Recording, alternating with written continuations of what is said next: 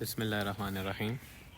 तो आज हम स्टार्ट करने वाले हैं मसल्स, और हमने इससे पहले सारी bones of the upper limb including the bones of the clavicle scapula से लेके हैंड्स की फेलेंजेस तक सारी बोन्स डिस्कस की थी, जितनी इंपॉर्टेंट हैं और जितनी पता होनी चाहिए वाइवा और थ्योरी के लिए। अच्छा, उसके बाद अब हम आने वाले मसल्स पे।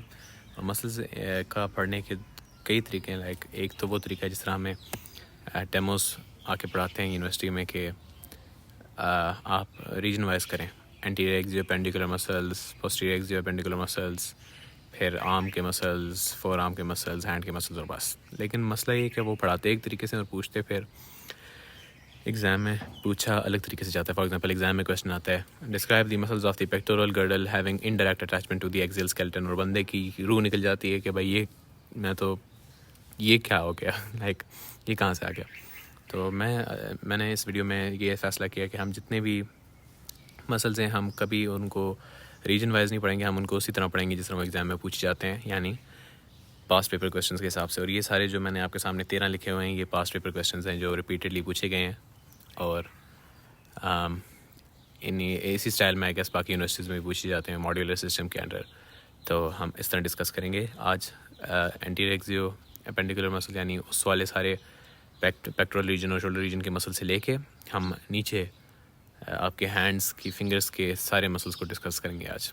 तो let's begin without further do. लेकिन अगर किसी ने पिछली वाली वीडियो नहीं देखी हुई तो उस वीडियो का एक कंपोनेंट देखना बहुत ज़रूरी है। वो ये वाला कंपोनेंट जहाँ पे मैंने एक्सप्लेन किया था कि अपर लिम्ब में क्या क्या इंक्लूड होता है, और हम क्यों, जिस तरह ब्रेस्ट रीजन है वो क्यों पढ़ते हैं हम अपर लिम्ब के साथ, और जो बैक के मसल्स हैं वो क्यों पढ़ते हैं अपर लिम्ब के साथ। तो वो आप जाके उस वीडियो से रिवाइज़ कर लें। इस वीडियो को मैं, क्योंकि हमारे पास ऑलरेडी बहुत ज़्यादा चीज़ें हैं कवर करने के लिए, तो हम उन्हीं से शुरू करते हैं। तो सबसे पहले तो muscles of the pectoral girdle having indirect attachment to the axial skeleton. देखो, पेक्टोरल गर्डल तो आपको पता है कि एक स्कैपुला और क्लैविकल को मिला के कहते हैं, ठीक है। अब उसके कौन से मसल्स हैं जो इनडायरेक्ट अटैचमेंट वाले होंगे?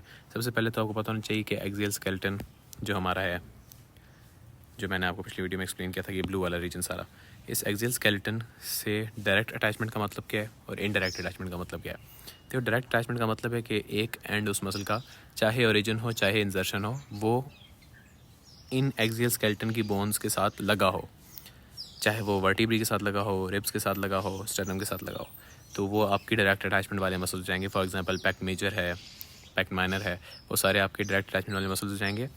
और उनकी अभी हम अटैचमेंट और ओरिजिन और इंजर्शन यानी पढ़ेंगे तो आपको ज़्यादा बेटर आइडिया हो जाएगा। लेकिन वो कौन से मसल्स होंगे जिनकी इनडायरेक्ट अटैचमेंट होगी? इनडायरेक्ट अटैचमेंट मतलब उनकी एक्सियल स्केलेटन के साथ के ऊपर तो कोई ओरिजिन इंजर्शन नहीं है, उनकी ओरिजिन इंजर्शन आपके क्लेविकल और स्कैपुला के साथ है। और फिर आपके क्लेविकल और स्कैपुला, याद रखना, दो जॉइंट्स हैं जो इसमें इंपॉर्टेंट आ जाते हैं। कि पहली बात तो muscle of the pectoral girdle होने के लिए ज़रूरी है कि वो जो मसल है वो लाजमी या तो वो क्लेविकल से अटैच होगा या वो स्कैपुला से अटैच होगा। अगर कोई मसल क्लेविकल या स्कैपुला से अटैच नहीं है तो हम उसको muscle of the pectoral girdle consider नहीं करेंगे, ठीक है। अब वो पेक्टोरल गर्डल का अगर मसल है तो उसके इनडायरेक्ट अटैचमेंट का मतलब है कि एक एंड उसका क्लेविकल और स्कैपुला से अटैच है, दूसरा एंड अगर उसका एक्सियल स्केलेटन से अटैच नहीं है तो उसका मतलब है उसका दूसरा एंड ह्यूमरस पे अटैच्ड है।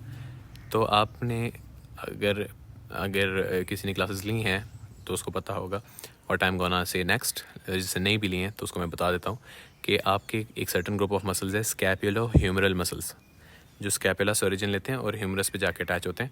वो आपके मसल्स होंगे जिनको हम कहेंगे muscles of the pectoral girdle having indirect attachment to the axial skeleton.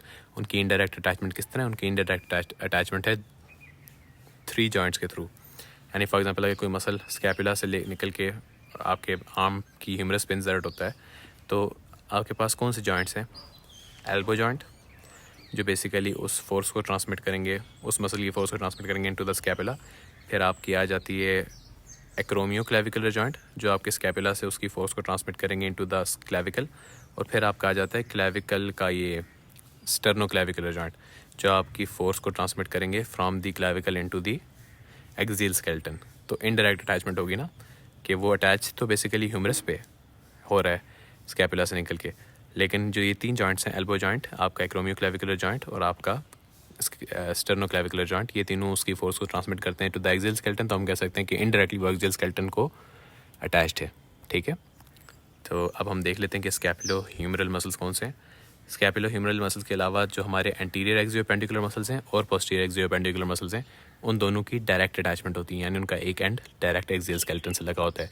स्कैपुलो humoral muscles वो वाहिद ग्रुप ऑफ मसल्स हैं जिनको हम कहते हैं कि इनडायरेक्ट अटैचमेंट वाले हैं। उनमें कौन कौन से मसल्स आते हैं वो हम अभी देखते हैं। तो स्टार्ट करते हैं बिस्मिल्लाहिर्रहमानिर्रहीम। आपके स्कैपुलो ह्यूमरल मसल्स, आपके स्कैपुलो ह्यूमरल मसल्स जो है ना, इनको बेसिकली कहा जाता है इंट्रिंसिक शोल्डर मसल्स, ठीक है। और इनमें कौन कौन से मसल्स आते हैं? आपके डेल्टॉइड, आपका टीरीज मेजर, आपका टीरीज माइनर, आपका सुप्रास्पाइनेटस, आपका इंफ्रास्पाइनेटस और आपका सबस्कैपुलरिस। शॉर्ट में जो आपके ये आगे वाले 4 मसल्स इनको 4 रोटेटर कफ मसल्स भी कहते हैं, लेकिन रोटेटर कफ क्या है इसको हम डिटेल में डिस्कस करते हैं। शुरू करते हैं इन मसल्स के साथ। तो आपके जो पेक्टोरल गिrdle के मसल्स हैं उनको 3 कैटेगरीज में डिवाइड किया जाता है: एंटीरियर एक्सियोपेंडिकुलर मसल्स, पोस्टीरियर एक्सियोपेंडिकुलर मसल्स और स्कैपुलो ह्यूमरल मसल्स। और ये जो आपके इनमें से एंटीरियर और पोस्टीरियर एक्सियोपेंडिकुलर है ये डायरेक्ट अटैचमेंट वाले हैं, और जो आपके स्कैपुलो ह्यूमरल है इनडायरेक्ट अटैचमेंट वाले हैं। तो सबसे पहले हम जो इनडायरेक्ट अटैचमेंट वाले हैं जिनका क्वेश्चन था वो देख लेते हैं। जो आपके स्कैपुलो ह्यूमरल मसल्स है वो ये हैं, ठीक है। इसमें deltoid, supraspinatus, infraspinatus, teres major minor और सबस्कैपुलरिस। तो सबसे पहले हम डेल्टॉइड से शुरू करते हैं। तो मैंने डिसाइड किया कि हम इन सबको 3D मॉडल के थ्रू करेंगे ताकि आपकी अच्छी सी ग्रिप बन जाए इन मसल्स पे और आपको फिर रटे ना मारने पड़े इनके। तो इसमें इस मॉडल की अच्छी बात यह है कि इसमें आपको मसल्स के एक्शंस भी अच्छी तरह से जो हैं समझ में आ जाएंगे। अभी मैं लेफ्ट साइड का डेल्टॉइड डाल देता हूँ। सबसे पहले तो आपको डेल्टॉइड मसल, क्योंकि इस पर एक अच्छा खासा पैराग्राफ BD में लिखा हुआ है, मैं आपको इसको डिटेल में ही करवाऊँगा कि डेल्टॉइड मसल जो है ना आपका, इस पहले इसको एक दफ़ा देख लें। आपका जो डेल्टॉइड मसल है इसके 3 पार्ट्स होते हैं: एंटीरियर हेड, मिडिल हेड और पोस्टीरियर हेड, ठीक है। अब जो आपका एंटीरियर हेड है उसको, उसकी आपके जो ओरिजिन है ना, इनका ओरिजिन इन तीनों का डिफरेंट एरिया से है, लेकिन इनका इंजर्शन एक कॉमन पॉइंट पे है ऑन दी ह्यूमरस बोन, ठीक है। अब आपकी इसके सबसे पहले आपको इस मसल का ओरिजिन इंजर्शन बता दूं अगर, तो ये आपका मसल उन्होंने थोड़ा फेड आउट इफेक्ट के साथ दिखाया ताकि नीचे जो बोन्स है वो भी नजर आए। ये आपकी इसकी इंजर्शन है on the lateral border of the humerus, on the lateral border of the humerus, ठीक है, of the shaft of humerus. तो इस जिस पॉइंट पे इंसर्ट होता है उसको हम बोलते हैं डेल्टॉइड ट्यूबरोसिटी, डेल्टॉइड ट्यूबरोसिटी, ठीक है। तो ये आपका हो गया इंजर्शन ऑफ द डेल्टॉइड। इसका ओरिजिन मल्टीपल पॉइंट्स है, इसलिए अभी मैं उसको सेकंड डिस्कस करना, लेकिन इससे इंजर्शन डेल्टॉइड ट्यूबरोसिटी पे। अब इसका जो ओरिजिन है मैंने आपको बताया कि इसके 3 हेड्स होते हैं और उन 3 हेड्स का 3 डिफरेंट जगह से ओरिजिन है और तीनों को इस वजह से उनका नाम भी डिफरेंट दिया जाता है। फॉर एग्जांपल जो एंटीरियर हेड है जो आगे की तरफ है उसको कहा जाता है क्लेविकुलर हेड, ठीक है। क्लेविकुलर हेड क्यों कहा जाता है? क्योंकि वो क्लेविकल से उसका ओरिजिन है। क्लेविकल के किस पोर्शन से? Lateral portion of the clavicle, जो मिड लाइन से अवे वाला पोर्शन है बेसिकली, तो वहाँ से उसका ओरिजिन है, इसलिए उसको कहा जाता है क्लेविकुलर हेड। फिर आपका मिडिल जो पार्ट है of the deltoid, middle head जिसको कहते हैं, उसका ओरिजिन है एक्रोमियन प्रोसेस से। एक्रोमियन प्रोसेस अगर आपको याद हो, स्कैपुला, ये आपकी स्कैपुला है। स्कैपुला बेसिकली इसके बैक साइड पे एक स्पाइनस प्रोसेस होता है और ये स्पाइनस प्रोसेस कंटिन्यू करता है एज द एक्रोमियन, ठीक है। तो एक्रोमियन ये आपका ऊपर वाला ब्लू है ना, blue area, if I were to draw this blue area is known as the, अब तो ये ब्लू नहीं रहा, अब तो पर्पल हो गया, जिसको मैं रेड से सर्कल कर रहा हूँ ना, ये आपका एक्रोमियन है, एक्रोमियन। और जो आपका कोरोकॉइड प्रोसेस है वो आगे वाला है। कोरोकॉइड प्रोसेस और एक्रोमियन को कंफ्यूज नहीं करना, कोरोकॉइड प्रोसेस आगे है और एक्रोमियन पीछे वाला है। जो आपका डेल्टॉइड का मिडिल हेड है उसका ओरिजिन है एक्रोमियन से, ठीक है। और इसी के साथ मैं आपको बता दूं कि आपका जो डेल्टॉइड का पोस्टीरियर हेड है उसका ओरिजिन है स्पाइनस प्रोसेस से। तो ये कहा जा सकता है कि अगर हम इसको देखें, आपकी स्कैपुला को, स्कैपुला के स्पाइन से, स्कैपुला की स्पाइन से और आपके स्कैपुला के एक्रोमियन से ओरिजिन है डेल्टॉइड के 2 हेड्स का। जो स्पाइन वाला हेड है उसको स्पाइनस हेड कहते हैं और वो बेसिकली पोस्टीरियर हेड है, और जो आपका एक्रोमियन वाला है वो मिडिल हेड आपके डेल्टॉइड का एक्रोमियन प्रोसेस से राइज करता है। तो ये तो था डेल्टॉइड का ओरिजिन जो हमने डिस्कस कर लिया। अब डेल्टॉइड को जो नर्व सप्लाई करती है उसका नाम जानने के लिए ज़रूरी है पहले आप देख लें कि डेल्टॉइड किस रीजन में लोकेटेड है। डेल्टॉइड ये जिस रीजन में लोकेटेड है और ये जो डेल्टॉइड के नीचे स्पेस है ना, इस स्पेस को कहते हैं एक्जिला। एक्जिला बेसिकली आपके आर्म पिट को कहा जाता है। तो डेल्टॉइड क्योंकि एक्जिला को ऊपर से उसने ढांपा हुआ है पूरा, एक्जिला अंदर की तरफ है, एक्जिला बेसिकली इंटरमस्कुलर स्पेस अंदर की तरफ होती है, लेकिन क्योंकि उसके अंदर से जो नर्व गुजरती है ना एक्जिला के अंदर से, उसको बोलते हैं एक्जिलरी नर्व, और एक्सिलरी नर्व जो है बेसिकली डेल्टॉइड की नर्व सप्लाई है। तो इसलिए ये जो आपकी नर्व बेसिकली ब्रेकियल प्लेक्सस की एक ब्रांच है, ये जो ऊपर आपको ढेर सारी नर्व्स का गुच्छा नज़र आ रहा है ना, जो उसकी नेक वाले रीजन में, ये बेसिकली ब्रेकियल प्लेक्सस है। ब्रेकियल प्लेक्सस की एक छोटी सी ब्रांच है एक्सिलरी नर्व, जो अभी ये ब्लू से चमक रही है, ये जो डेल्टॉइड के आगे बनाई हुई है इन्होंने, ये जो ब्रेकियल प्लेक्सस की ब्रांच है जो बेसिकली सप्लाई करती है डेल्टॉइड को। तो डेल्टॉइड को कौन सी नर्व सप्लाई करती है? Axillary nerve. इसकी ब्लड सप्लाई जो है आपके पास पोस्टीरियर सर्कमफ्लेक्स ह्यूमरल आर्टरी से, जो बेसिकली ब्रेकियल आर्टरी, जो बेसिकली आपकी एक्सिलरी आर्टरी की एक ब्रांच है पोस्टीरियर सर्कमफ्लेक्स ह्यूमरल आर्टरी। लेकिन अभी इसको ना भी आप याद रखें तो इतना कोई मसला नहीं है। बेसिकली मैम आयशा जो है HOD, वो अक्सर ब्लड सप्लाई भी पूछती हैं जब मॉडल पे वो हाथ लगाती हैं। वैसे आमतौर पर टीचर से नर्व सप्लाई पूछते हैं और एक्शन पूछते हैं। अच्छा, स्पीकिंग ऑफ एक्शन, तो अब हमने एक्शन डिस्कस करना है मसल का। किसी भी मसल का एक्शन, जब आप किसी भी मसल की ओरिजिन एंड इंसर्शन समझ जाते हैं ना, फिर उसका एक्शन याद करना इतना कोई मुश्किल काम नहीं रह जाता। आप फॉर एग्जांपल देखें, अब ये मसल है आपका, ठीक है, ये मसल है, इसका एंटीरियर हेड है। एंटीरियर हेड जब आपका कॉन्ट्रैक्ट करेगा, आपको क्या लगता है बाजू किस तरह मूव करेगा? बाजू आगे की तरफ मूव करेगा और उसको हम बोलते हैं shoulder flexion. Shoulder flexion is this movement, जिसमें आपको सबसे पहले तो फ्लेक्शन और एक्सटेंशन की डेफिनेशन, जिसकी बहुत ज़्यादा कन्फ्यूजन होती है GA में भी जब टीचर्स पढ़ा रहे होते हैं, कोई एक डेफिनेशन बता रहा होता है, कोई दूसरी डेफिनेशन बता रहा होता है। तो I would just draw it like this, I would define flexion. जो मेरी पर्सनल डेफिनेशन, पर्सनल फेवरेट है, वो ये है कि जब जिन दो बोन्स जिनकी मूवमेंट हो रही है, जिस बोन की मूवमेंट हो रही है, फॉर एग्जांपल ये अभी जो मैं एक्सेस बना रहा हूँ, ये किसकी बोन के अंदर से गुजरा है? ये ह्यूमरस बोन के अंदर से गुजरा है, ठीक है। और ये जो मैंने ऊपर आपके लिए बनाया है एक्सेस, ये किस बोन का है? ये एक्रोमियन प्रोसेस का है। एक्रोमियन प्रोसेस कौन सा? जो आपके डेल्टॉइड का बेसिकली ओरिजिन है, ठीक है, एंटीरियर हेड का। एंटीरियर हेड का नहीं, आपके जो एक्रोमियन प्रोसेस आपके मिडिल हेड का ओरिजिन है, वो मैंने बनाया हुआ है, ठीक है। ये ऊपर वाली लाइन जिसको अभी मैं फॉर एग्जांपल रेड ही बनाई तो कन्फ्यूजन पैदा होती है, ये मैंने एक्रोमियन प्रोसेस वाली लाइन को कर दिया पर्पल, और जो आपकी ह्यूमरस वाली लाइन है उसको मैं कर देता हूँ ब्लू। अब आपको क्लियर हो जाएगा कि मैं किस लाइन की बात कर रहा हूँ, ठीक है।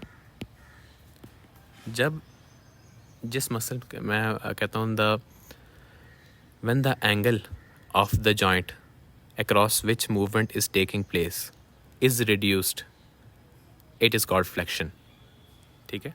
when the angle across which the movement is taking place is reduced, it is known as flexion। और जब वो एंगल इंक्रीज़ होगा तो ज़ाहिर है फिर वो एक्सटेंशन हो जाएगा। फॉर एग्जांपल ये एंगल है जो अभी मैंने रेड एरो से बनाया, ये एंगल फ्लेक्शन में रिड्यूस होता है। अभी आपको अगर if I were to continue flexion, ये देखें, जब जैसे जैसे आर्म ऊपर मूव करेगा तो ये एंगल रिड्यूस होगा, बैक टू ओरिजिनल पोजीशन। अब ये जब ऊपर की तरफ मूव कर रहा है, आपका डेल्टॉइड कॉन्ट्रैक्ट कर रहा है, ये आपका रिड्यूस हो रहा है एंगल, ठीक है। तो ये आपकी हो जाएगी शोल्डर फ्लेक्शन।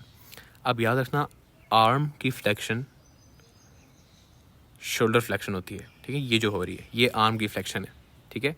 अक्सर जब हम कहते हैं ना कि आर्म की फ्लेक्शन, तो हम एल्बो जॉइंट जो है आपका, फॉर एग्जांपल अगर मैं इसको रोक के आपको बताऊं, हम अक्सर कहते हैं कि आर्म की फ्लेक्शन जब हमारे जहन में आती है ना, हम कहते हैं कि ये इस जॉइंट पे जब फ्लेक्शन होगी ना और ये वाला बाजू इस तरह मूव करेगा तो ये आर्म की फ्लेक्शन होगी। नहीं, वो आर्म की फ्लेक्शन नहीं होती, उसको हम बोलते हैं फोर आर्म की फ्लेक्शन। आर्म की फ्लेक्शन ये वाली है जो इस एनिमेशन में हो रही है। फोर आर्म की फ्लेक्शन जब मैं फोर आर्म के मसल्स डिस्कस करूँगा तो उसमें साथ दिखा दूँगा। अच्छा, ये आर्म की फ्लेक्शन हमने डिस्कस कर ली। एक फंक्शन हो गया डेल्टॉइड का आर्म की फ्लेक्शन, जो उसके एंटीरियर हेड का बेसिकली फंक्शन है। अब अगर एंटीरियर हेड फ्लेक्शन करे तो पोस्टीरियर हेड जब कॉन्ट्रैक्ट करेगा, आपको क्या लगता है क्या होगा? ज़ाहिर है जब पोस्टीरियर हेड फ्लेक्शन करेगा, पोस्टीरियर हेड जब कॉन्ट्रैक्ट करेगा तो आपकी एक्सटेंशन होगी। अब इसको एक्सटेंशन क्यों कह रहे हैं? क्योंकि जो एंगल है जिस जॉइंट के क्रॉस, पहले आप जॉइंट की बोन्स, आपकी स्कैपुला का ग्लिनॉइड कैविटी और head of humerus basically shoulder joint बनाता है ना, तो अगर मैं उनके एक्सेस बना दूँ, ये आपको मैं स्कैपुलर एक्सेस बना रहा हूँ और ये मैं आपका ह्यूमरस का एक्सेस बना रहा हूँ, ये इनके दरमियान का एंगल मैं रेड से बना देता हूँ।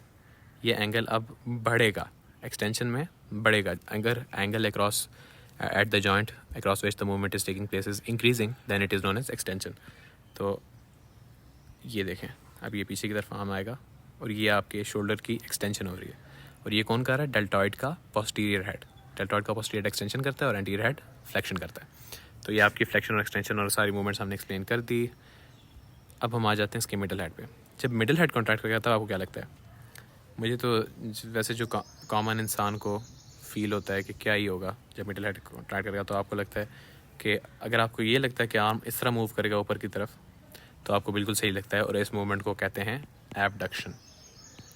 एबडक्शन अगवा करने को कहते हैं ना, एबडक्ट करना। तो एबडक्शन इज़ द मूवमेंट जिसमें arm moves away from the mid line of the body, ठीक है। जब भी कोई बॉडी पार्ट मूव करता है away from the mid line, उसको बोलते हैं एबडक्शन। हम अगवा करके उसको सेंटर से दूर ले जा रहे हैं। जब कोई बॉडी पार्ट टुवर्ड्स मूव करता है टुवर्ड्स द मिड लाइन, तो उसको हम बोलते हैं एडक्शन।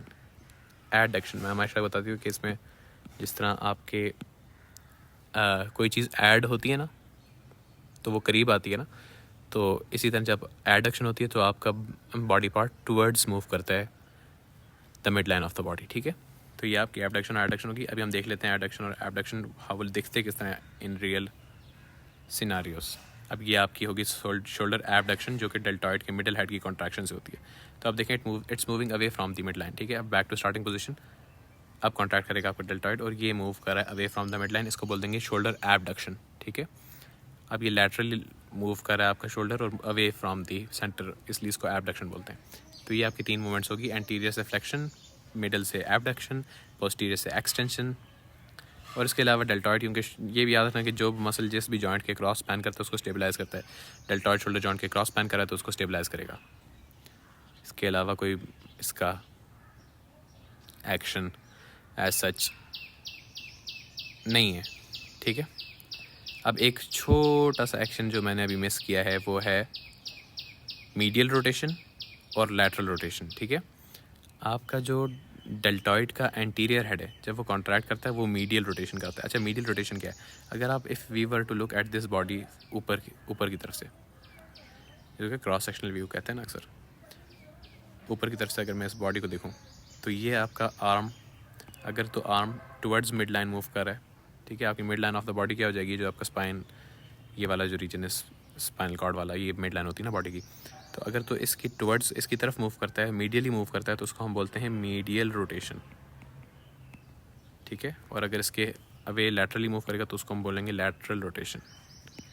जो डेल्टॉइड का एंटीरियर हेड है उसका रोल होता है मीडियल रोटेशन में, और डेल्टॉइड का जो पोस्टीरियर हेड है उसका रोल होता है लैटरल रोटेशन में।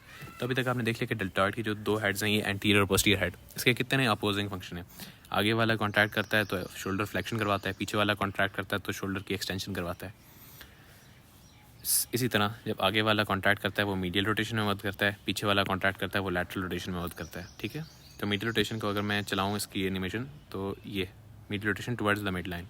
अब ये वापस अपनी स्टार्टिंग पोजीशन में जब आएगा उसको आप लैटरल रोटेशन भी बोल सकते हो। ये वापस जो जा रहा है लैटरल रोटेशन, और ये पीछे वाले उसकी एक्सटेंशन, उसकी फ्लेक्शन से होता है, सॉरी मसल। अच्छा, फ्लेक्शन मसल की नहीं होती, फ्लेक्शन ये जॉइंट की होती है, ठीक है। तो अगर मैं कहूँगा मसल की फ्लेक्शन हो रही है तो ये थोड़ा सा मिसनॉमर हो जाएगा, ठीक है, गलत हो जाएगा। आप ये बोल सकते हो मसल के कॉन्ट्रैक्ट करने से, ठीक है। मसल कॉन्ट्रैक्ट करता है, मसल फ्लेक्स नहीं करता, फ्लेक्स जॉइंट होता है। तो अभी हम इसको कर देते हैं रिमूव। ये हमारा डेल्टॉइड हो गया पूरा। एक्सिलरी नर्वस की नर्व सप्लाई, एक्शन हमने इसकी डिस्कस कर लिया और रीजनराइजेशन डिस्कस कर लिया। अब हम अगले मसल पे चलते हैं। आपका अगला मसल जो है बेसिकली, अब आपके आने वाले हैं रोटेटर कफ मसल्स बेसिकली। तो रोटेटर कफ मसल्स को डिस्कस करने से पहले हम ये देख लेते हैं कि इन रोटेटर कफ में हमारे पास 4 मसल आते हैं, आपने ध्यान में रखना है, ठीक है। 4 मसल आते हैं। हम सबसे पहले देख लेते हैं कि इन ये जो अभी मैं मसल सर्कल कर रहा हूँ ये तो टोटल 5 है, इनमें से कौन सा मसल है जो रोटेटर कफ का पार्ट नहीं है? तो वो मसल है टीरीज मेजर, ठीक है। याद रखना, इसको इस तरह याद रख सकते हैं कि मेजर को क्या ज़रूरत है वो किसी और का पार्ट बने, वो तो ऑलरेडी एक मेजर मसल है, तो वो पार्ट नहीं बनता। बाकी जो छोटे मोटे हैं वो घटिया शटिया बने, आप उसमें मिल के पार्ट बनाते हैं तो बनाएं। तो अभी हम सबसे पहले टीरीज मेजर और टीरीज माइनर को मैं इकट्ठा ही आपको दिखाऊंगा, क्योंकि इनके भी थोड़े अपोजिंग एक्शंस हैं और इनमें ये जानना ज़रूरी होता है कि टीरीज मेजर कौन सा वाला है और टीरीज माइनर कौन सा वाला है। तो सबसे पहले तो आपको पता होना चाहिए टीरीज मेजर और टीरीज माइनर की लोकेशन क्या है। If I were to add the teres major and minor muscle, teres major और टीरीज माइनर मैंने लेफ्ट साइड पे ऐड कर दिया, तो ये आपके टीरीज मेजर और टीरीज माइनर है। अब गैस करें इनमें से कौन सा टीरीज मेजर है कौन सा टीरीज माइनर है। आपका जो ऊपर वाला मसल है वो क्या होना चाहिए, मेजर या माइनर? अकल तो कहती है मेजर ऊपर होना चाहिए, लेकिन जिसने भी इनका नाम रखा था उसने कोई प्रैंक करने का सोचा था या क्या, उसने माइनर को ऊपर रखा है, ठीक है। तो ऊपर वाला कौन सा है? टीरीज माइनर, और नीचे वाला कौन सा है? टीरीज मेजर, ठीक है। अब जो आपका टीरीज माइनर है वो बेसिकली पार्ट है रोटेटर कफ का। Teres major is not a part of rotator cuff. इन दोनों के ओरिजिन देख लिए जाएँ तो दोनों के ओरिजिन आपके पास स्कैपुला की लैटरल बॉर्डर से होते हैं, ठीक है। स्कैपुला का लैटरल बॉर्डर कौन सा वाला है, तो मैं ड्रॉ करके बताऊँ तो आपका ये जो येलो से अभी मैं सर्कल करूँगा, ये वाला स्कैपुला का लैटरल बॉर्डर है। तो दोनों का स्कैपुला के लैटरल बॉर्डर से ओरिजिन है, ठीक है। अच्छा, ओरिजिन और इंसर्शन जब आप बोलते हैं ना, तो ये बात ध्यान में रखनी होती है कि ओरिजिन और इंसर्शन इंटरचेंजेबली यूज़ नहीं हो सकते, ठीक है। आप ये नहीं कह सकते कि ओरिजिन वाली जगह को आप इंसर्शन वाली जगह नहीं बोल सकते। उसकी वजह ये है कि अगर आपको याद हो सेकेंड ईयर में हमने पढ़ा था कि ओरिजिन वो पॉइंट होता है किसी मसल का कि जब वो मसल कॉन्ट्रैक्ट करे तो वो पॉइंट स्टेशनरी रहे, फिक्स्ड रहे, और इंसर्शन मूव करती है टुवर्ड्स ओरिजिन, ठीक है। तो अगर हम कहते हैं कि स्कैपुला इस मसल का ओरिजिन है, तो जब ये कॉन्ट्रैक्ट करेगा तो ये अगर इसका इंसर्शन फॉर एग्जांपल हमें नज़र आ रहा है कि ह्यूमरस पे, तो ह्यूमरस मूव करेगी towards the scapula, not the other way around, ठीक है। अच्छा, अब अगर हम ये आप बात याद रखनी कि बेशक एक तो ये बात तो बिल्कुल सही कि लैटरल बॉर्डर के अलॉन्ग इसकी ओरिजिन है, लेकिन लैटरल बॉर्डर किस सरफेस का, पोस्टीरियर सरफेस का या एंटीरियर सरफेस का, पोस्टीरियर सरफेस का, ठीक है। तो इसकी अब ओरिजिन की बात की जाए तो अगर हम मोर क्लियरली कहेंगे, हम कहेंगे कि इसका ओरिजिन है from the lateral border of the posterior surface of the scapula, ठीक है। तो इसका इंसर्शन कहाँ पे, अब ये कौन सा वाला मसला है, अभी ये जो नीचे वाला है ये टीरीज मेजर है, ठीक है। टीरीज मेजर का इंसर्शन कहाँ पे, यहाँ पे ह्यूमरस पे, शाफ्ट पे। अगर मोर क्लियरली मैं बताना चाहूँ तो बाइसेपिटल ग्रूव की जो है ना लिप्स थी, दो, एक लैटरल लिप थी, एक मिडिल लिप थी। इसको समझाने के लिए मुझे थोड़ा सा आपको बोन पे वापस ले जाना पड़ेगा। अगर बोन्स वाली वीडियो आपने अच्छी तरह से देखी हुई है तो आप समझ ही गए होंगे, अगर नहीं देखी हुई तो मैं आपको थोड़ा सा रिवाइज करवा देता हूँ कि जब आपका हेड ऑफ ह्यूमरस होता है ना, उसमें दो होते हैं, दो ट्यूबरकल्स होते हैं, एक ग्रेटर ट्यूबरकल होता है और एक लेसर ट्यूबरकल होता है। जो आपका ग्रेटर ट्यूबरकल होता है वो कंटिन्यू होता है नीचे की तरफ as the lateral lip of intertubercular sulcus, जिसको बाइसेपिटल ग्रूव भी कहते हैं क्योंकि इसमें से बाइसेप्स का टेंडन गुजरता है, ठीक है। और जो आपका लेसर ट्यूबरकल है वो नीचे की तरफ कंटिन्यू होता है as the medial lip of the intertubercular sulcus, ठीक है। अब इंटरट्यूबरकुलर सल्कस पे 3 मसल की अटैचमेंट है, जिसको बीडी ने एक थोड़ा सा वाहियात सा निमोनिक बनाया हुआ है, लेडी बिटवीन 2 मेजर्स। आप सोचें 2 आर्मी के मेजर है, उनको किसी लड़की से प्यार हो गया और वो उसके दरमियान में अब चॉइस उसको करनी है, तो लेडी बिटवीन 2 मेजर्स, ठीक है। तो अब 2 मेजर कौन से हैं, एक है आपका पेक्टोरलिस मेजर और एक है आपका दूसरा वाला क्या होगा, टीरीज मेजर, जो अभी हम बात कर रहे हैं, ठीक है। और बीच में लेडी जो है एल किस लिए यूज़ होगा, लेटिसमस डॉर्साइक, लेकिन वो हम मसल पढ़ेंगे तो आपको ज़्यादा अच्छा अंदाज़ हो जाएगा। लेकिन अभी हम बात करते हैं टीरीज मेजर। टीरीज मेजर जो है आपका, यानी वो बाइसेप्टल ग्रूव के ही किसी लिप पे इंसर्ट कर रहा है। किस लिप पे इंसर्ट कर रहा है वो हम जाके अंदाज़ा कर सकते हैं उसकी मॉडल से। देखिए मिडिल साइड वाली लिप होगी या लैटरल साइड वाली लिप होगी। अगर हम बॉडी को भी कंसिडर करें साथ, ये बंदे का बूथा भी नज़र आएगा तो आपको समझ में आएगी। तो जाहिर है ये जो साइड है जहाँ पे ये इंसर्ट कर रहा है ये मीडियल साइड है, तो आपका टीरीज मेजर इंसर्ट करता है on the medial lip of the bicipital groove, ठीक है, यहाँ इंटरट्यूबरकुलर सल्कस। तो ओरिजिन भी हो गया, इंसर्शन भी होगी किसकी, टीरीज मेजर की। टीरीज मेजर इंसर्ट करता है बाइसेप्टल ग्रूव की मीडियल लिप पे, ठीक है। लेडी बिटवीन 2 मेजर्स याद रखना बाइसेप्टल ग्रूव के अटैचमेंट्स के लिए। अभी अगर मैं माइनर को भी वापस ले आऊँ, ये आपका जो माइनर है आप देखें इसकी इंसर्शन डिफरेंट है फ्रॉम दी मेजर, तो ये भी एक मेजर वजह है कि ironically it is a major reason के टीरीज माइनर जो है वो आपके रोटेटर का हिस्सा है, जबकि मेजर जो है वो कोई और ही मखलूक है, ठीक है। तो आपका टीरीज माइनर का हालांकि ओरिजिन इसका वही एक पोस्टीरियर सरफेस के लैटरल बॉर्डर से above the origin of the teres major, लेकिन इसकी जो इंसर्शन है वो आपके greater tubercle of the humerus पे हो रही है। ये आपकी ह्यूमरस है, इसका ग्रेटर ट्यूबरकल जहाँ पे इसकी टीरीज मेजर की टीरीज माइनर की इंसर्शन हो रही है। If I were to show it more clearly, ये पॉइंट जो है ना, this is the greater tubercle of the humerus. तो अभी मैं इसको ट्यूबरकल कर रहा हूँ, इनको ट्यूबरोसिटीज़ बोलते हैं, ठीक है। एक ही बात होती है लेकिन वही बात है कि जो नाम है उसको वही बोलना है, ठीक है। ग्रेटर ट्यूबरोसिटी और लेसर ट्यूबरोसिटी होती है इसकी ह्यूमरस की। अब बाकी बोन्स हैं उनमें इनको ट्यूबरकल्स भी कहते हैं, लेकिन हम इनको ट्यूबरोसिटी ही बोलेंगे। आर्म में इसको ट्यूबरोसिटी ही बोलेंगे। तो इसकी ओरिजिन, इसका जो इंसर्शन है वो है ग्रेटर ट्यूबरोसिटी पे। अब जो मज़े की बात है, ये जो अभी हमने पढ़ा कि इनके ओरिजिन और इंसर्शन डिफरेंट है, इनके एक्शंस भी काफ़ी अपोजिंग है, ठीक है। तो पहले इनके एक्शन डिस्कस कर लेते हैं। इनके जो एक्शंस हैं, अगर मैं पॉज करूँ थोड़ा सा,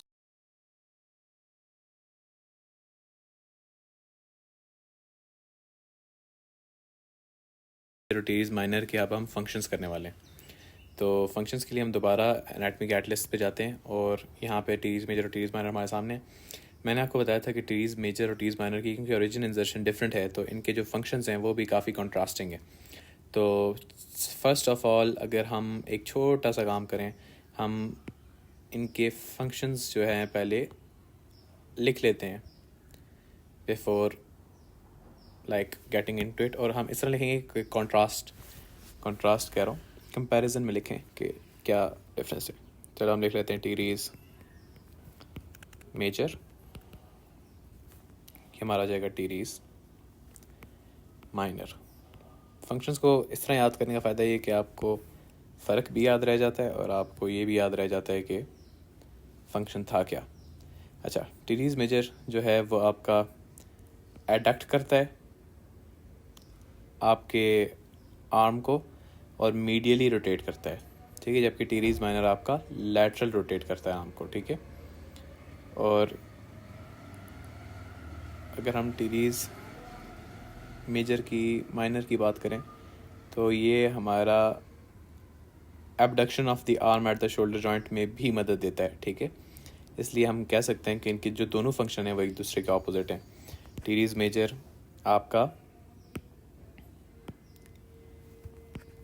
मीडियल रोटेशन कर रहा है,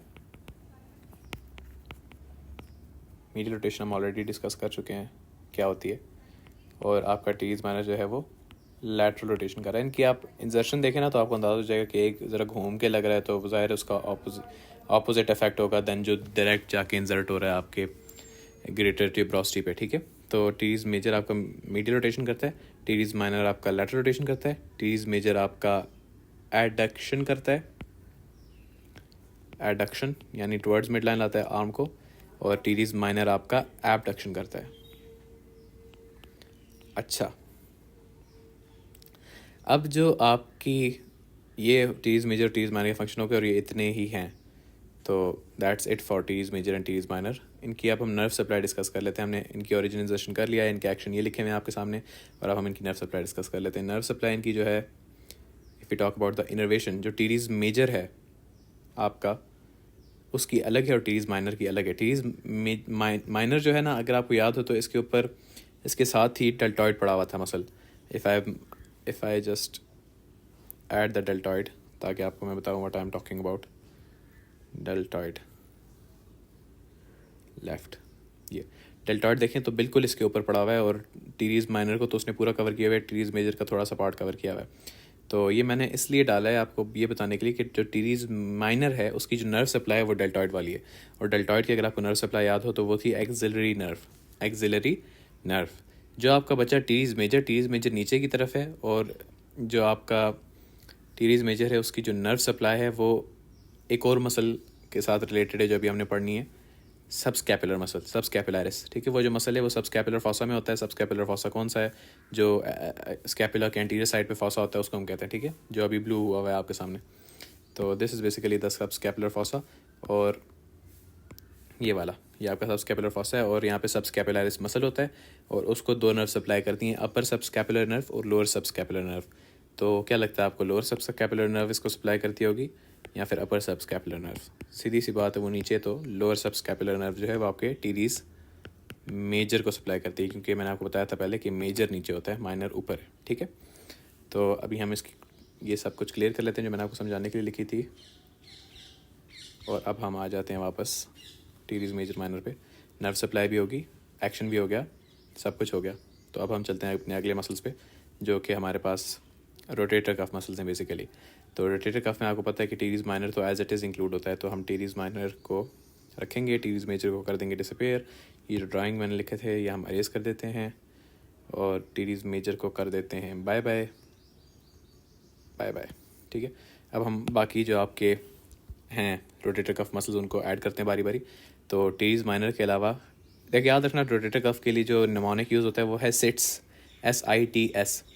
तो सबसे पहले हम S वाला शुरू कर लेते हैं। S से दो हैं, SIT, फिर एंड पे दोबारा S, ठीक है। तो एस और आई में मैं क्योंकि उनके नाम एक जैसे सुप्रास्पाइनेटस और इंफ्रास्पाइनेटस।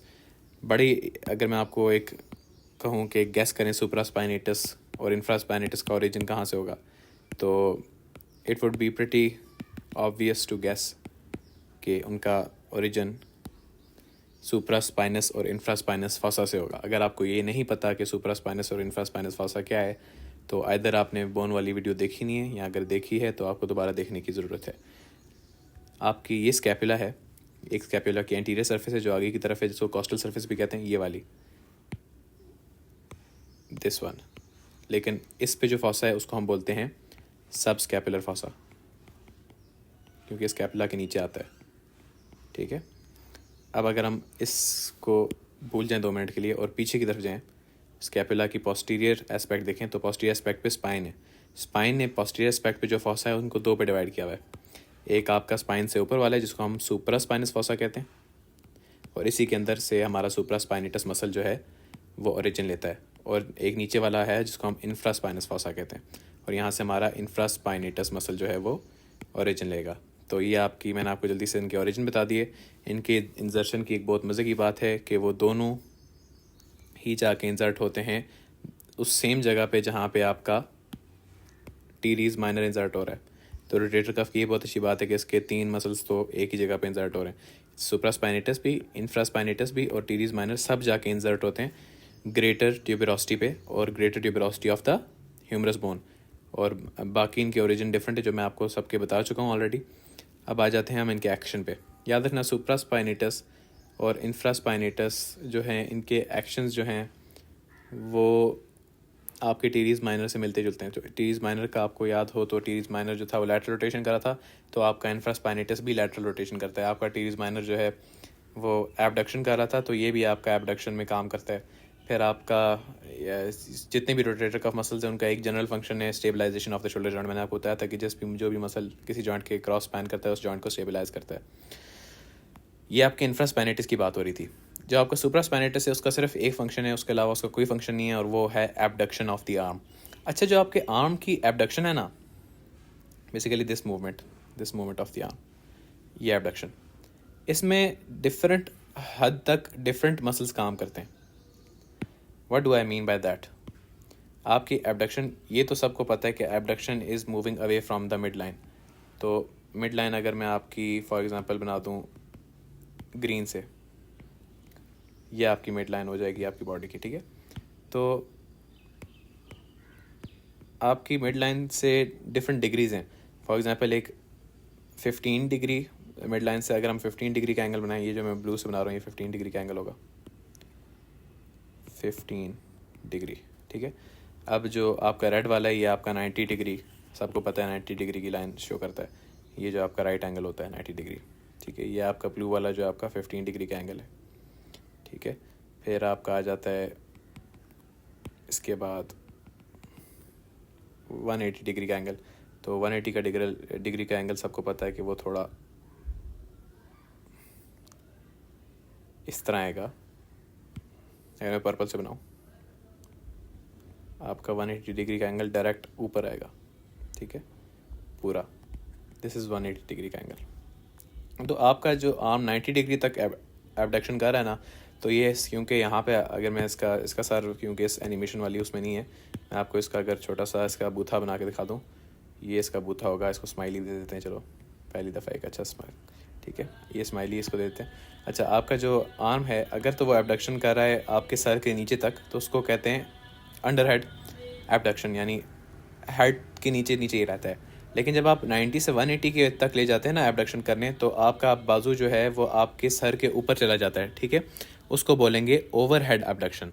ठीक है, तो आपका ओवर हेड एबडक्शन जो है वो सेपरेट मसल्स करवाते हैं। आपका 0 से 15 डिग्री तक एक सेपरेट मसल करवाता है और 0 से 90 डिग्री तक एक सेपरेट मसल करवाता है। और वो कौन कौन से मसल्स हैं वो हम डिस्कस कर लेते हैं। अब लगे हाथों अगर पहुंच ही गए, शोल्डर एबडक्शन की बात हो ही रही है, तो आपके एबडक्टर्स ऑफ द आर्म ये मैंने लिखे हुए हैं कि 0 से 90 डिग्री तक सुप्रास्पाइनेटस और डेल्टॉइड मसल दोनों इन्वॉल्व हैं।